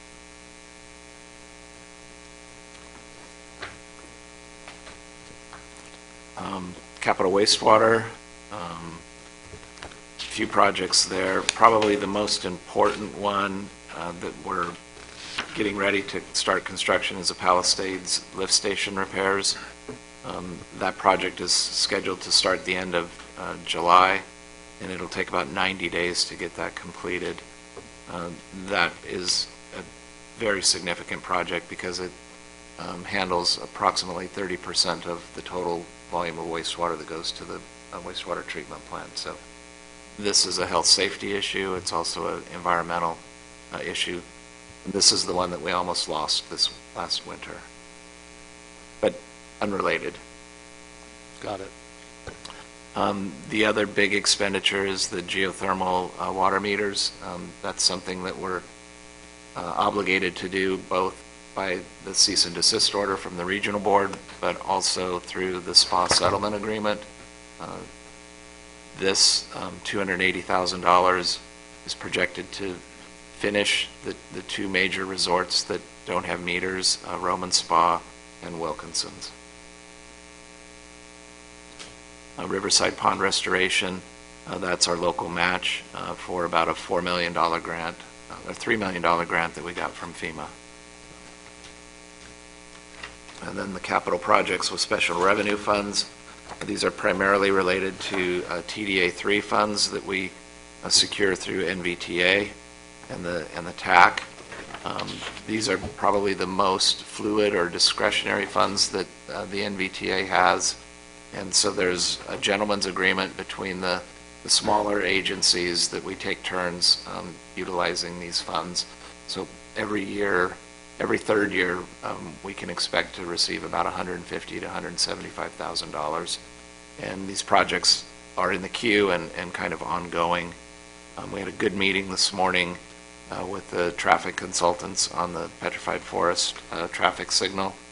And we will be requesting a field meeting with Caltrans the end of this month with an expectation of the Mayor's Forum in the middle of July to be able to roll out what that project is going to look like.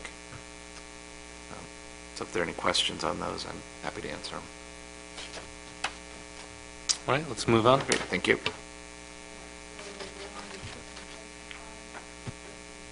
Turn your mic on, please, Clark. Thank you. So we're on the Equipment Replacement Fund. This is our fund that takes into account all of our IT equipment, our iPads, computers, our printers, and also our replacement of our vehicles, and all of our software that keeps us going. So 1819 projected $457,764, and then 1920 $585,263. This fund is largely funded through the other departments. Everybody pulls into this fund so that we can do the replacement of the computers and the vehicles. This definitely is one that we meet our 20% working capital budget.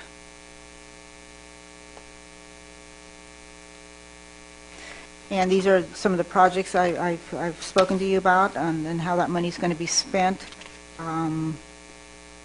The enterprise funds, the Department of Public Works has requested a mini excavator and some pumps and software. You can see those expenses, $106,500, and then wastewater, $104,145. And then general fund also will be paying for part of that mini excavator, and then a portable generator that's also going to be funded through a grant that Public Works has secured. And again, $75,000 for the data terminals for the police department and $16,000 for the Type 3 engine for the fire department. Also, we've been setting aside some money for replacement of our financial software. Last year we set aside $100,000, and this year we're recommending $50,000 to be set aside. And then our special revenue funds, again restricted for specific purposes. In 2019-20, we're anticipating an ending balance of $9.4 million, and an increase from last year. And part of it's due to the Measure D affordable and workhouse $500,000 occupancy tax that we have projected. And then we also have some Measure T money and SB1 funds that will be used for the pavement maintenance. And the COPS grant, we get about $100,000 there, and about $85,000 is transferred to the general fund for frontline related staff costs. Our community funding request. Tonight, and one of your agenda items was a request from the Family Center for $60,000 for senior and immigration needs and any other programs that they will need there at the Family Center. Fairgrounds, the parade, we've got the Boys and Girls Club, and then we also help with the youth diversion through the Family Center, and then a crossing guard at the school. And then here's where's our community enrichment grants? They aren't in this, or? So if you look, see. Next page. I think they're probably Oh, okay, I didn't see that. It was 30,000 there. Continued, Yeah, okay. yeah, I couldn't fit it all on one page, otherwise it gets too small to read than it already is. Okay. The one thing, Petaluma Animal Services, I think we're in the middle of getting that agreement finalized, and maybe Mike can talk to you a little bit more about that and why there's a change in the cost on that one. So Mitch went out for proposals. We only got one proposal from Petaluma Animal Services, $48,000. It's a full-service program. They will pick the animals up, shelter them, and then try and find homes for them. They'll also do emergency veterinary services as needed. This is an important contract because right now they're the only game in town. We did have a meeting with the Wine Country Animal Group, and they're looking to partner with Petaluma Animal Services in the long term. So possibly there may be an opportunity for them to reduce costs somewhere down the road. But it's something that we're going to have to do. $48,000 for animal services is really a bargain, compared to what a lot of cities. Mitch specifically reached out to the sheriff's department and county animal control. We did not even get a proposal from them. Prior years, they were well over $300,000 for similar services. So this feels like a bargain compared to what they had suggested it needs to be. And on the community enrichment grants, by next, when we bring the final adoption, hopefully have all the list of those individuals that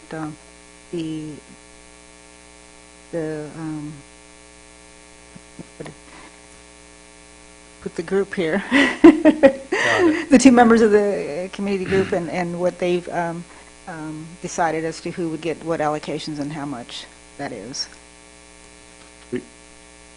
So Irene put out a request or a call for funding.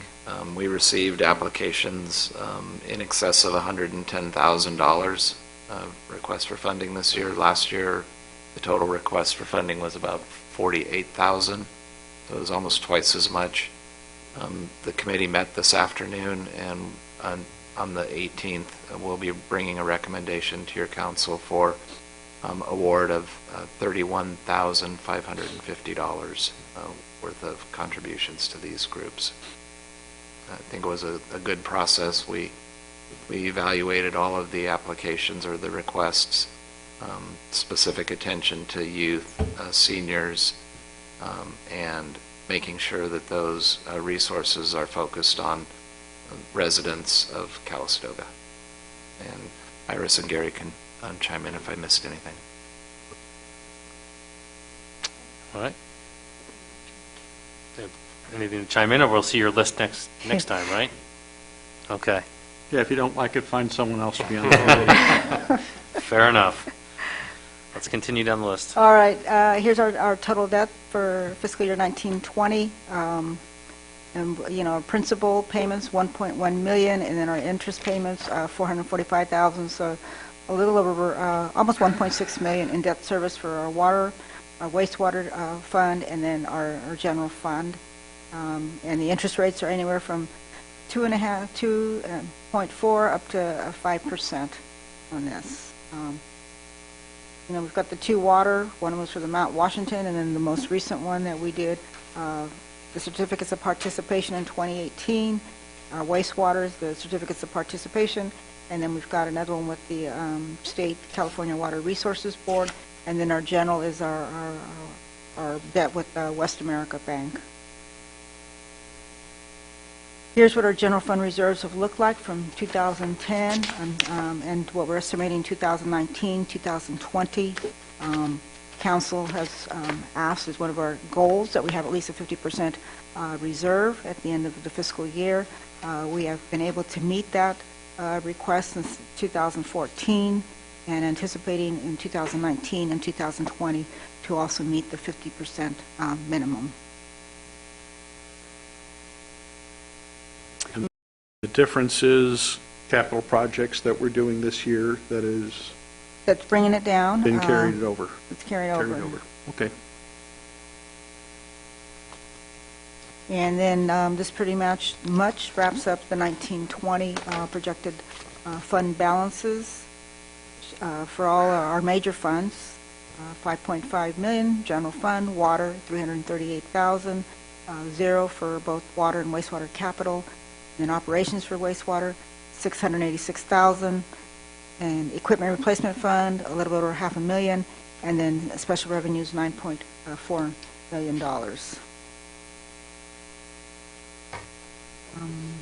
So we've come to our conclusion of my report. Thank you very much, Gloria. All right, council members, questions, comments, input? Gloria, great work. I think it's really impressive. Keep track of all that. So I have some questions about what Chief Celaya proposed a month ago. He brought some proposals, including the mobile data terminal. And I typed them up in that handout that Irene distributed.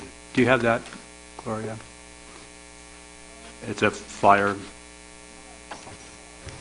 I have another copy.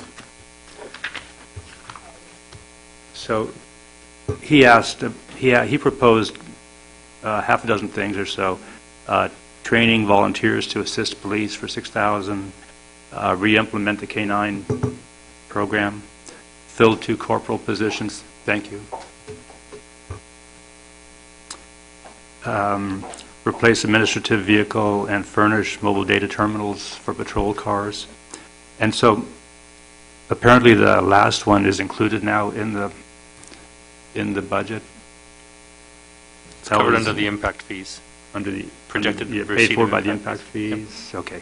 Are there others included there?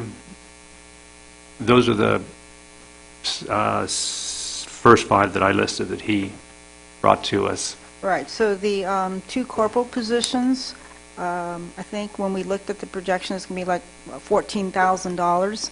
And because we have some vacancies currently, it costs us about $12,000 a month for 1 police officer. So if we have, we currently have 3 police officer vacancies. I don't see those being filled on July 1st. So probably just by the first month of having one of those vacancies, there would be sufficient money for the 2 corporal positions for 1920. So that's how we would fill those 2 positions for 1920. And then if he's able to, he won't fill the 3 vacancies right away, but if he fills them later on in the year, would the corporal positions be eliminated in that case? No, because you've got the savings from the first month of July, where there's those vacancies, so you would have sufficient to be able to fund it for the entire year. Great. 2 corporal positions. And then what about those other 3 items? Train volunteers to assist police and re-implement the K-9 program and the administrative vehicle. Are those included yet? No, they have not been included in this budget at all. And because those were not asks he made in his budget presentation to us, I correct? think part of it too was, we were asked to look at the police department as a whole and how we were going to move forward with that.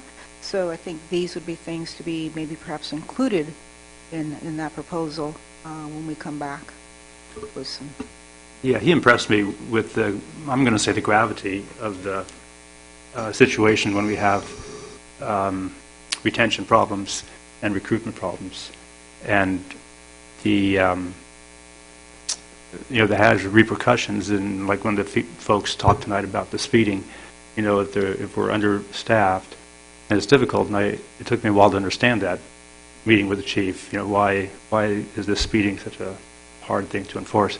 But I understand better now that when we're understaffed, that he can't, the staff can only be in so many places and they can only do so much. So I was impressed and persuaded by his presentation a month ago, the last time we talked about budget. And he also included requests for detective, school, resource officer, and hire a lieutenant. And those are interesting to me too, but I understand if we're contemplating different options for the department, different structures, that it may not make sense to pull in to fill some or create some different positions at this time. But those first 5 items, I'd like to see those satisfied. And it sounds like the third and the fifth one already are included. And I think it's important to do that both for the sake of efficiency for the department, including addressing that speeding issue, and for the sake of retention and recruitment. Those kind of things, just like the fire department is able to attract candidates with the enhanced department, I think the police department would be in a similar situation. So I'd like to see those addressed in our budget. And I have two other items. Can we address those? Let me just address those Yes. first. So, a couple of items there. The first one, we don't want to give the impression when we say we have staffing challenges. We have staffing challenges to get to a full force, but at no time are there less than 2 officers on at a time. Where we meet those challenges is through overtime or the chief taking a shift. So I don't want communicated out there that... We also get an officer up once in a while. Right, so there are always, whether it's we're sharing one with St. Helena or whatever the case may be, there's always 2 on at one time. The re-implementation of the K-9 program, and I wish the chief were here, I would seriously question that figure. We have had a K-9 program before, and it is my recollection that the cost of that program was significant, as in almost threefold. And also knowing that I have a brother who's a police officer who was a K-9 officer for 10 years, you can't even scratch the surface on that number, so I would be concerned. I'd be surprised if you could get a dog for $12,000. Yeah. And what part of the reason we separated from that what made it easier to separate from that program is we do get mutual aid coverage from the K-9 unit, which is multiple dogs from the sheriff's department. So I think he'd be hard pressed to defend that one with me. So I'm just going off the numbers that he presented, and he talked about it as a force multiplier. In other words, something that would be attractive to the department and useful, not just not just a bell or whistle thing, but something that would be useful to the department. Otherwise, I don't think he'd put it in. Yeah. And I understand about the constant staffing, and I don't mean to imply that they're... Yeah, I just want to make sure that wasn't captured differently. However, I also think, as we know from running businesses, using overtime and is not a good practice to continue with that for an extended period of time. It's not good for the officers, it's not good for the budget, and it's not good for the community. And while I'm talking about this, the community, when I did not have complaints about the police department, the community, when I had all these conversations, did not bring up the police department as a concern, except in as much as speeding was the issue. But as far as the personnel and the performance, there was not a single concern expressed about the police department. But I am interested in the speeding issue. It came up again tonight, and we've talked about it, and I know the chief is addressing it and working on a plan for it. But I want to be supportive of that department in that way, and I think including those other items, I don't think it's hard to include them. And I'm going to go down to the bottom of that page, or the bottom half, because there are ways to get... Before you go there... Yes. We've given direction to the chief to come back to us with proposals up to and potentially including outsourcing or shared services, et cetera. So my recommendation would be if the chief didn't feel strongly enough about including these in his original ask from us, I would say we leave them aside until because we don't know what that recommendation is going to look like. And if at that time he says, the recommendation is it's best to stay kind of in the format we have, but here's where I would like to increase, the attractiveness of the force, the pay of the force, et cetera, then I would suggest considering it as a budget adjustment at that time. So that was the package that he brought to us, wasn't it? And these all were included in that package. Right, but that's prior to us giving pretty clear direction at that last meeting. You are now authorized to go out and seek alternatives up to and including shared services. So that's why I wouldn't be supportive of allocating funds for those at this time. That's not saying I wouldn't at a future date. So, I'm suggesting that we go for it because he brought them up. He made a good case that the department needs that additional attention. So I'm bringing them up because he brought them up, and because of the concern about efficiency of the department with respect to, for example, the speeding.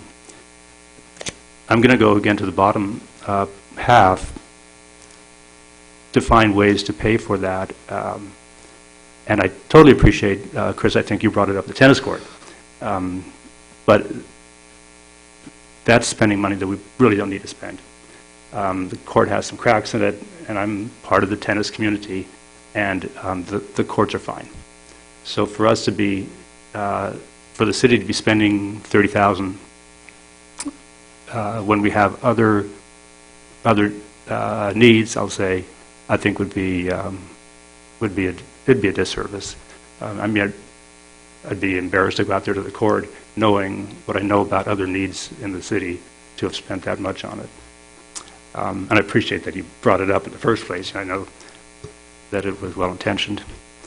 And I'm going to ask one more time that we consider the ratepayers and the water. I'm not going to go extended on this, but I understand, and I'm not talking about addressing the wastewater fund and the water fund, leaving those intact, because I understand that they have to be maintained a certain amount. But from the general fund, we have the discretion to rebate money if we want to in some way.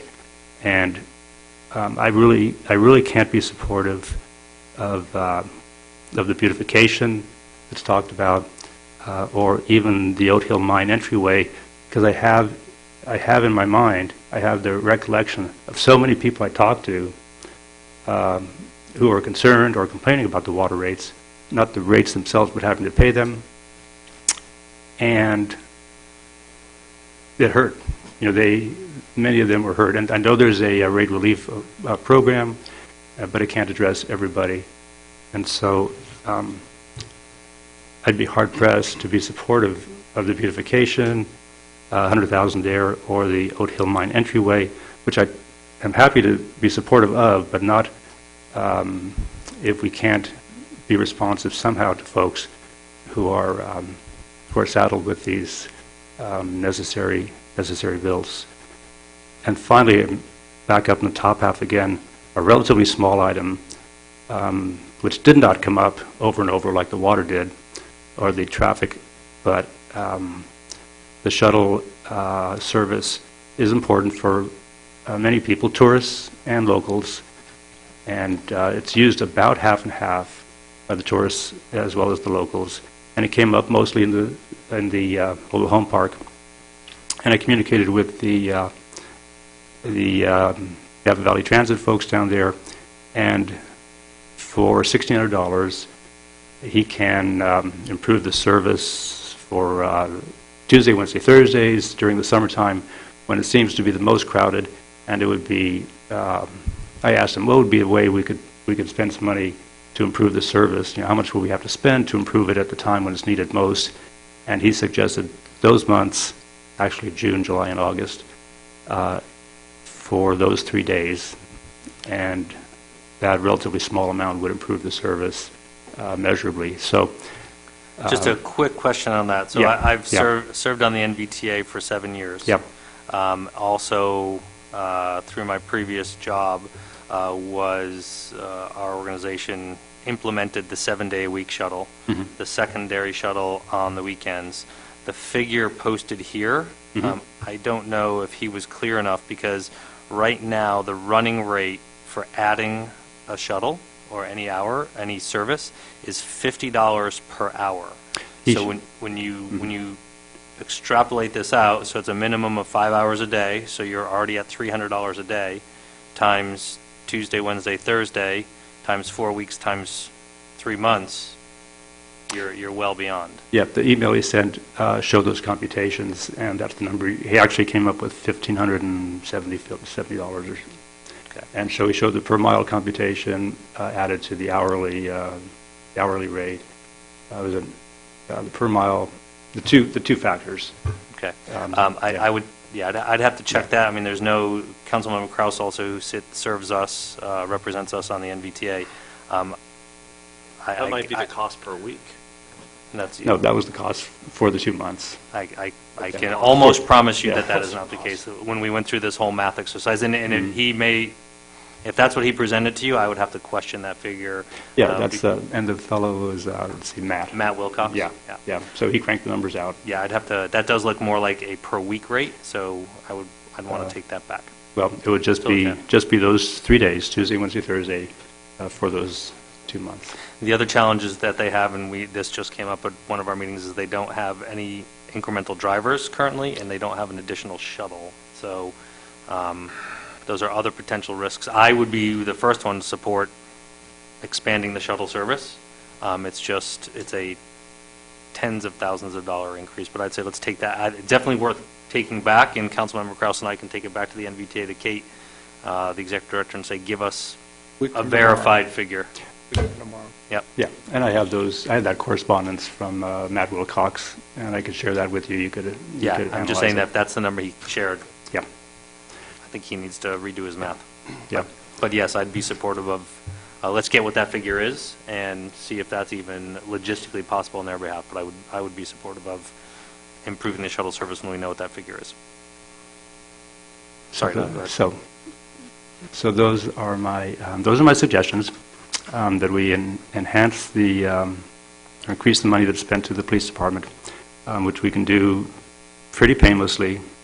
For example, omitting that tennis court, and then making some indication, building some money aside to relieve those people who are paying these rates, and finding a way to respond to that. Okay.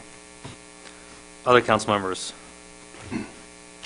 Well, the issue I have really is process. When we had the budget study session, which is open to the public, that's the time when city staff presents their budgets. We as a council have a chance to ask questions and challenge certain items. And, these items were brought up during that time, and there was not a consensus amongst the council to move forward with those items. So to me, the issue was resolved at that meeting.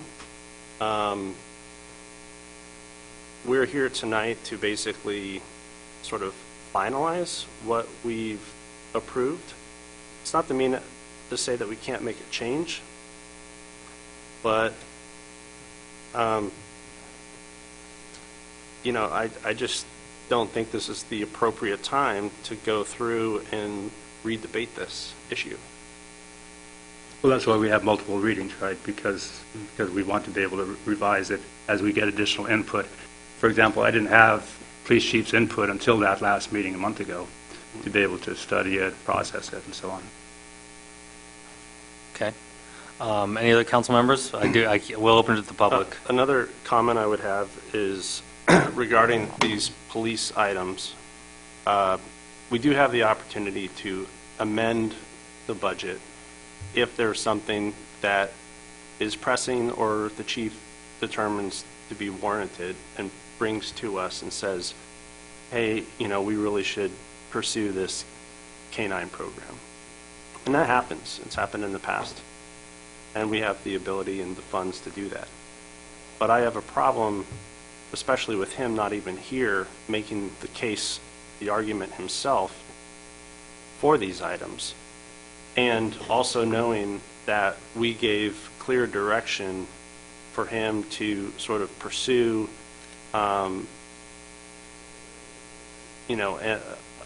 getting an analysis of doing things differently. I just don't think this is the right time to make those changes. Well, we are at the point where we can give staff direction before they bring us final budget. So, but we have discussed these previously, but it is another public comment or another public hearing. So, for us to consider again. Yeah, and I agree with our direction to the chief to analyze alternative approaches, alternative structures. But I didn't hear him say well, these things are off the table then. To me, he made a pretty good case that these are important, and I'm adding that to the concerns about speeding and efficiency and retention to say that I think that I myself heard him, and I think they're important. Any other council members before I opened it to the public? Sorry. Go ahead, Councilmember Iris. Lopez Ortega. To me, the bottom of the list, here is a lot of things that our community expecting for us to do for them. For example, the downtown beautification. We really need to improve our city. The Loving Park improvements, there is a group that is working very hard to be able to have this done. The community pool, we need, and we need to take care of the issues they have. And if we get the support from the community pool group, but all of these things listed here, most of them, they are important for the community. So I think we should leave those the way they are. Okay. Councilmember Kraus? Yeah. With regard to the police department proposals, if it comes back from the chief that this is the way we should go, it's got my support. If we find a way to generate some savings in the water and wastewater categories, and I know when we spoke in the budget planning sessions that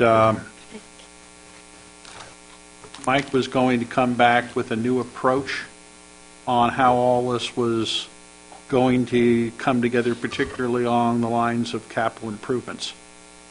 Correct. What I suggested was to let us see where we land with the $13 million in grants that we have out there right now that haven't been solidified. Most of that is hung up in Washington right now due to the stalemate between the legislators. But once they pass that disaster relief funding bill, we should be eligible for about $12.5 million in grant funds. That's going to help shake out then what the capital projects are going to look like and what the local match requirements are. That helps us to focus on what's critical and where we need to allocate our resources, and then at the end of the day, what might be left over. Great. So I agree, Don. I'm paying a water bill I can't believe myself. But looking at what happens when we start allocating more money from the general fund to the enterprise funds, it seems like in the past it's been a slippery slope. And this council has really taken the bull by the horns and spent some serious political capital on getting things correct in that category. And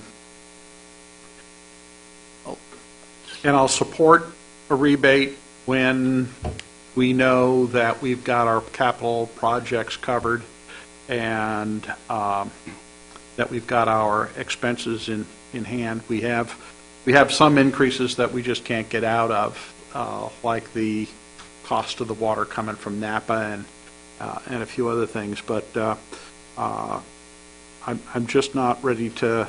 Well, we also don't have one or either of the resorts online to help fill the gap.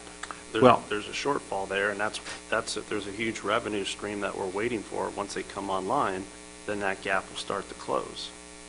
It should. But I think I want to say is I support the concept, and the council supported the concept that if we didn't, if at some point we could give a rebate, we would. And I'm counting on the Public Works Department to come through with the grants. And no pressure, Mike. Yeah. Yeah. So Gary, I appreciate your movement on that. Yeah. Okay, so you're acknowledging. So I really do. Yeah. And I'm working not only on in this page that I handed out, I'm working not only from what I heard Police Chief Celaya talk about, because that was not on my radar beforehand. But I'm also working on, when I talk to all these people, and the water came up all the time, and the speeding more than I anticipated. The beautification of downtown and the Oat Hill Mine did not come up once. Nobody said, I really want to have that. And we're going to be saying to the community, you're not having your any water rebate now because we're going to spend money on these other things. So with that, I could come up with some other cuts that we could make that no one would like, But I'd also like to remind, everybody, the community too, that, this council has made decisions to subsidize all of our recreation fees. The cost of the pool, which is significant, well over 600,000, I think is what I saw. And that doesn't even include the maintenance.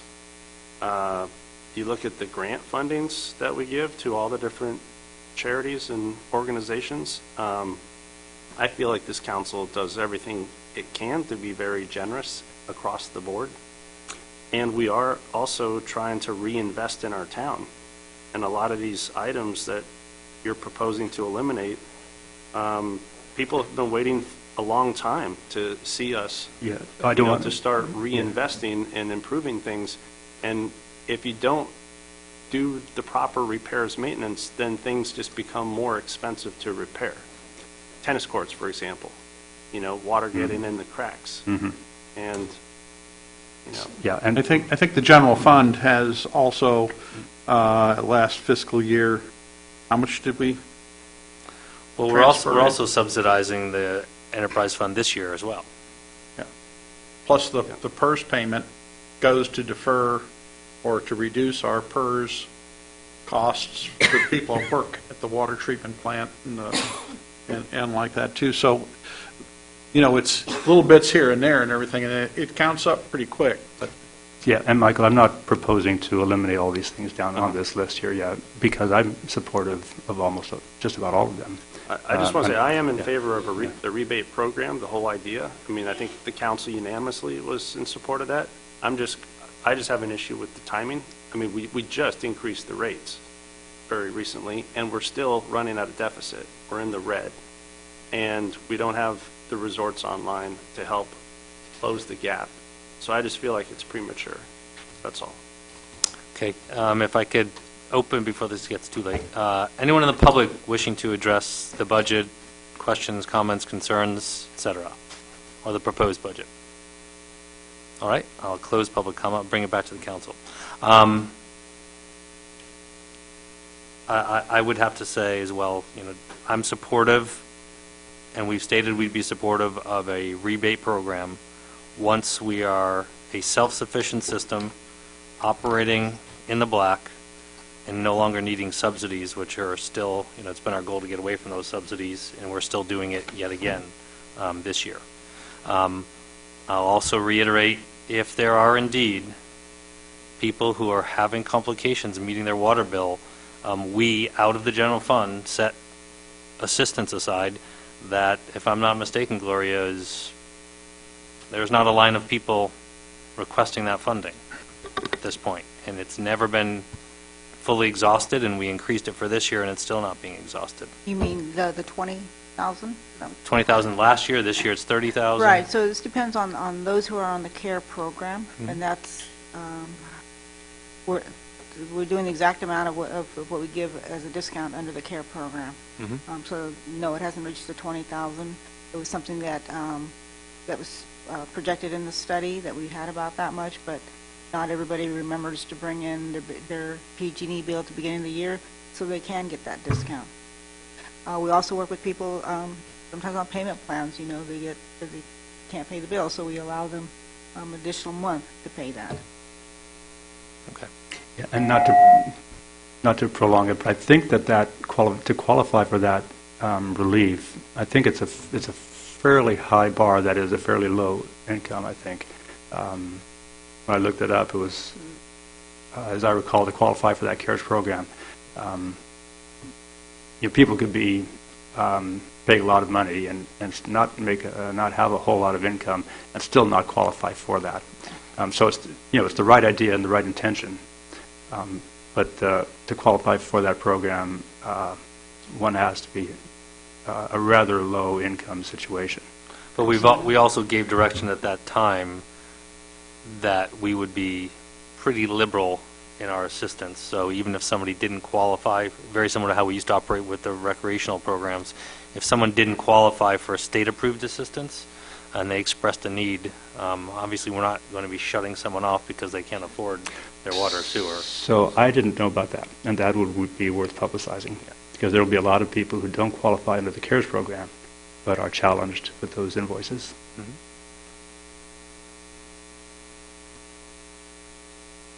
All right, any other questions or comments by council? Or we're at this point being requested to give direction for preparation of the final budget for our review at a public hearing on June 18th, of which we can take more further public comment. The only requirement we have, unlike the state, as we are required to pass a balanced budget by the 30th of June. So there is time built in should further adjustments be requested or required.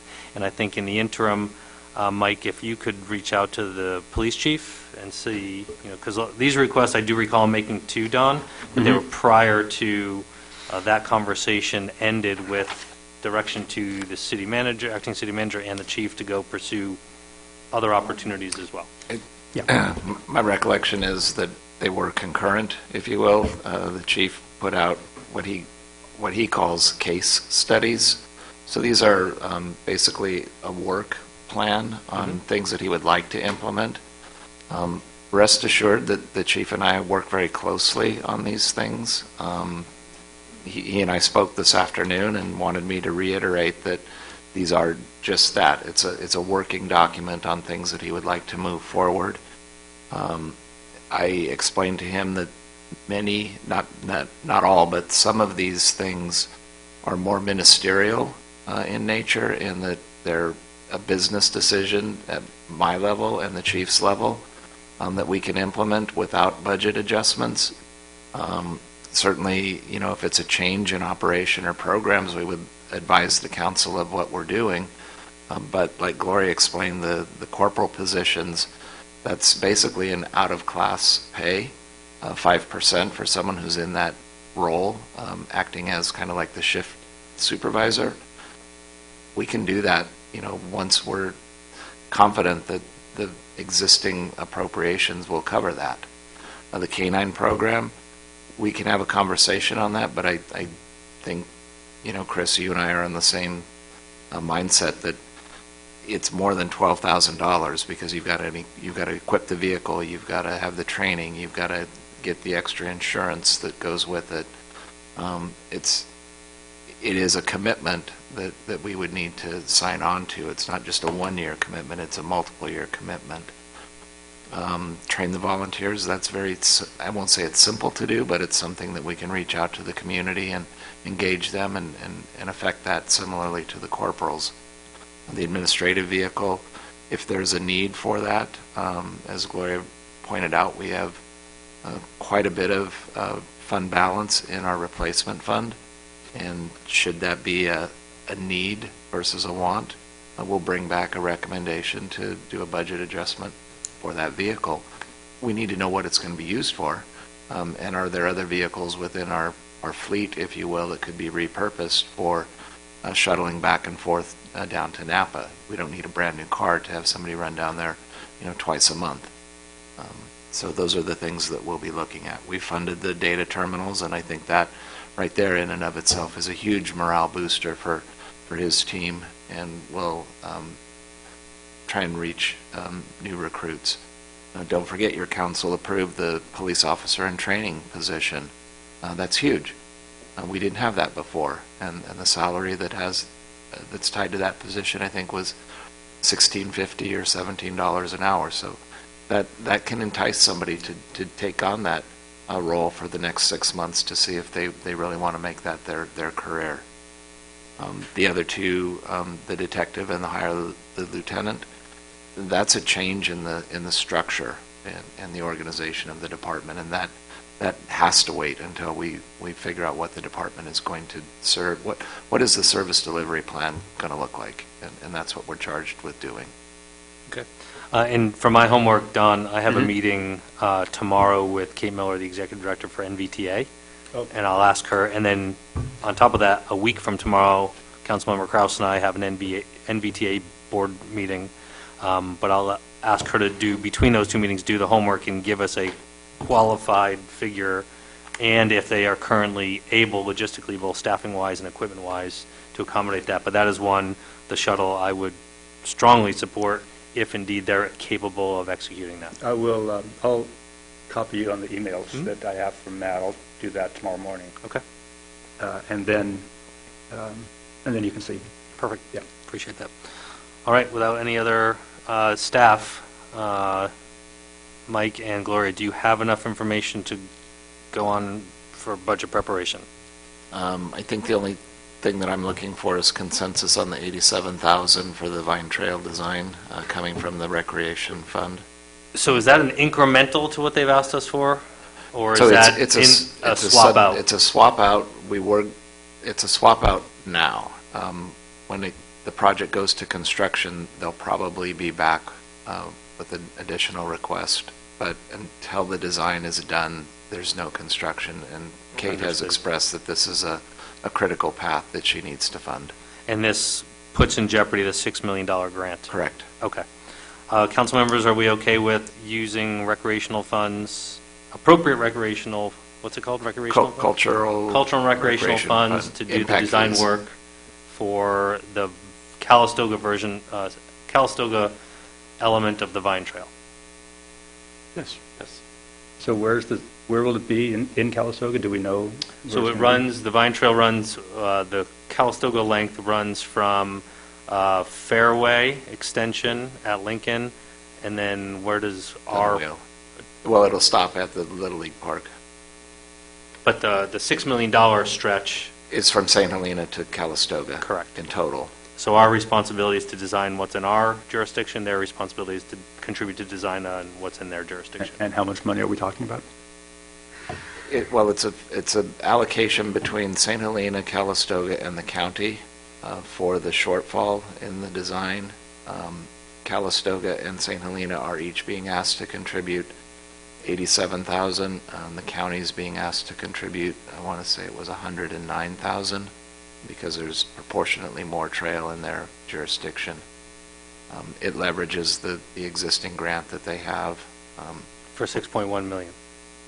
There's also, I believe, a grant for the design, but it's short. So the total request is just under $300,000. So is that in this budget, or is that extraneous?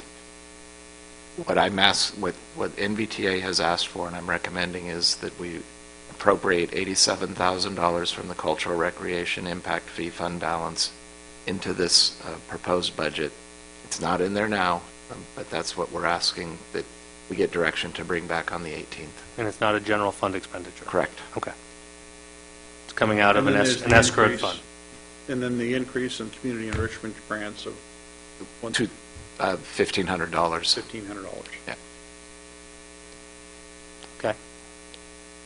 Got direction. Yeah. Thank you. All right. With that understood, we will adjourn to our next regularly scheduled meeting, which is June 18th at 6 p.m. Thank you all. Have a good evening.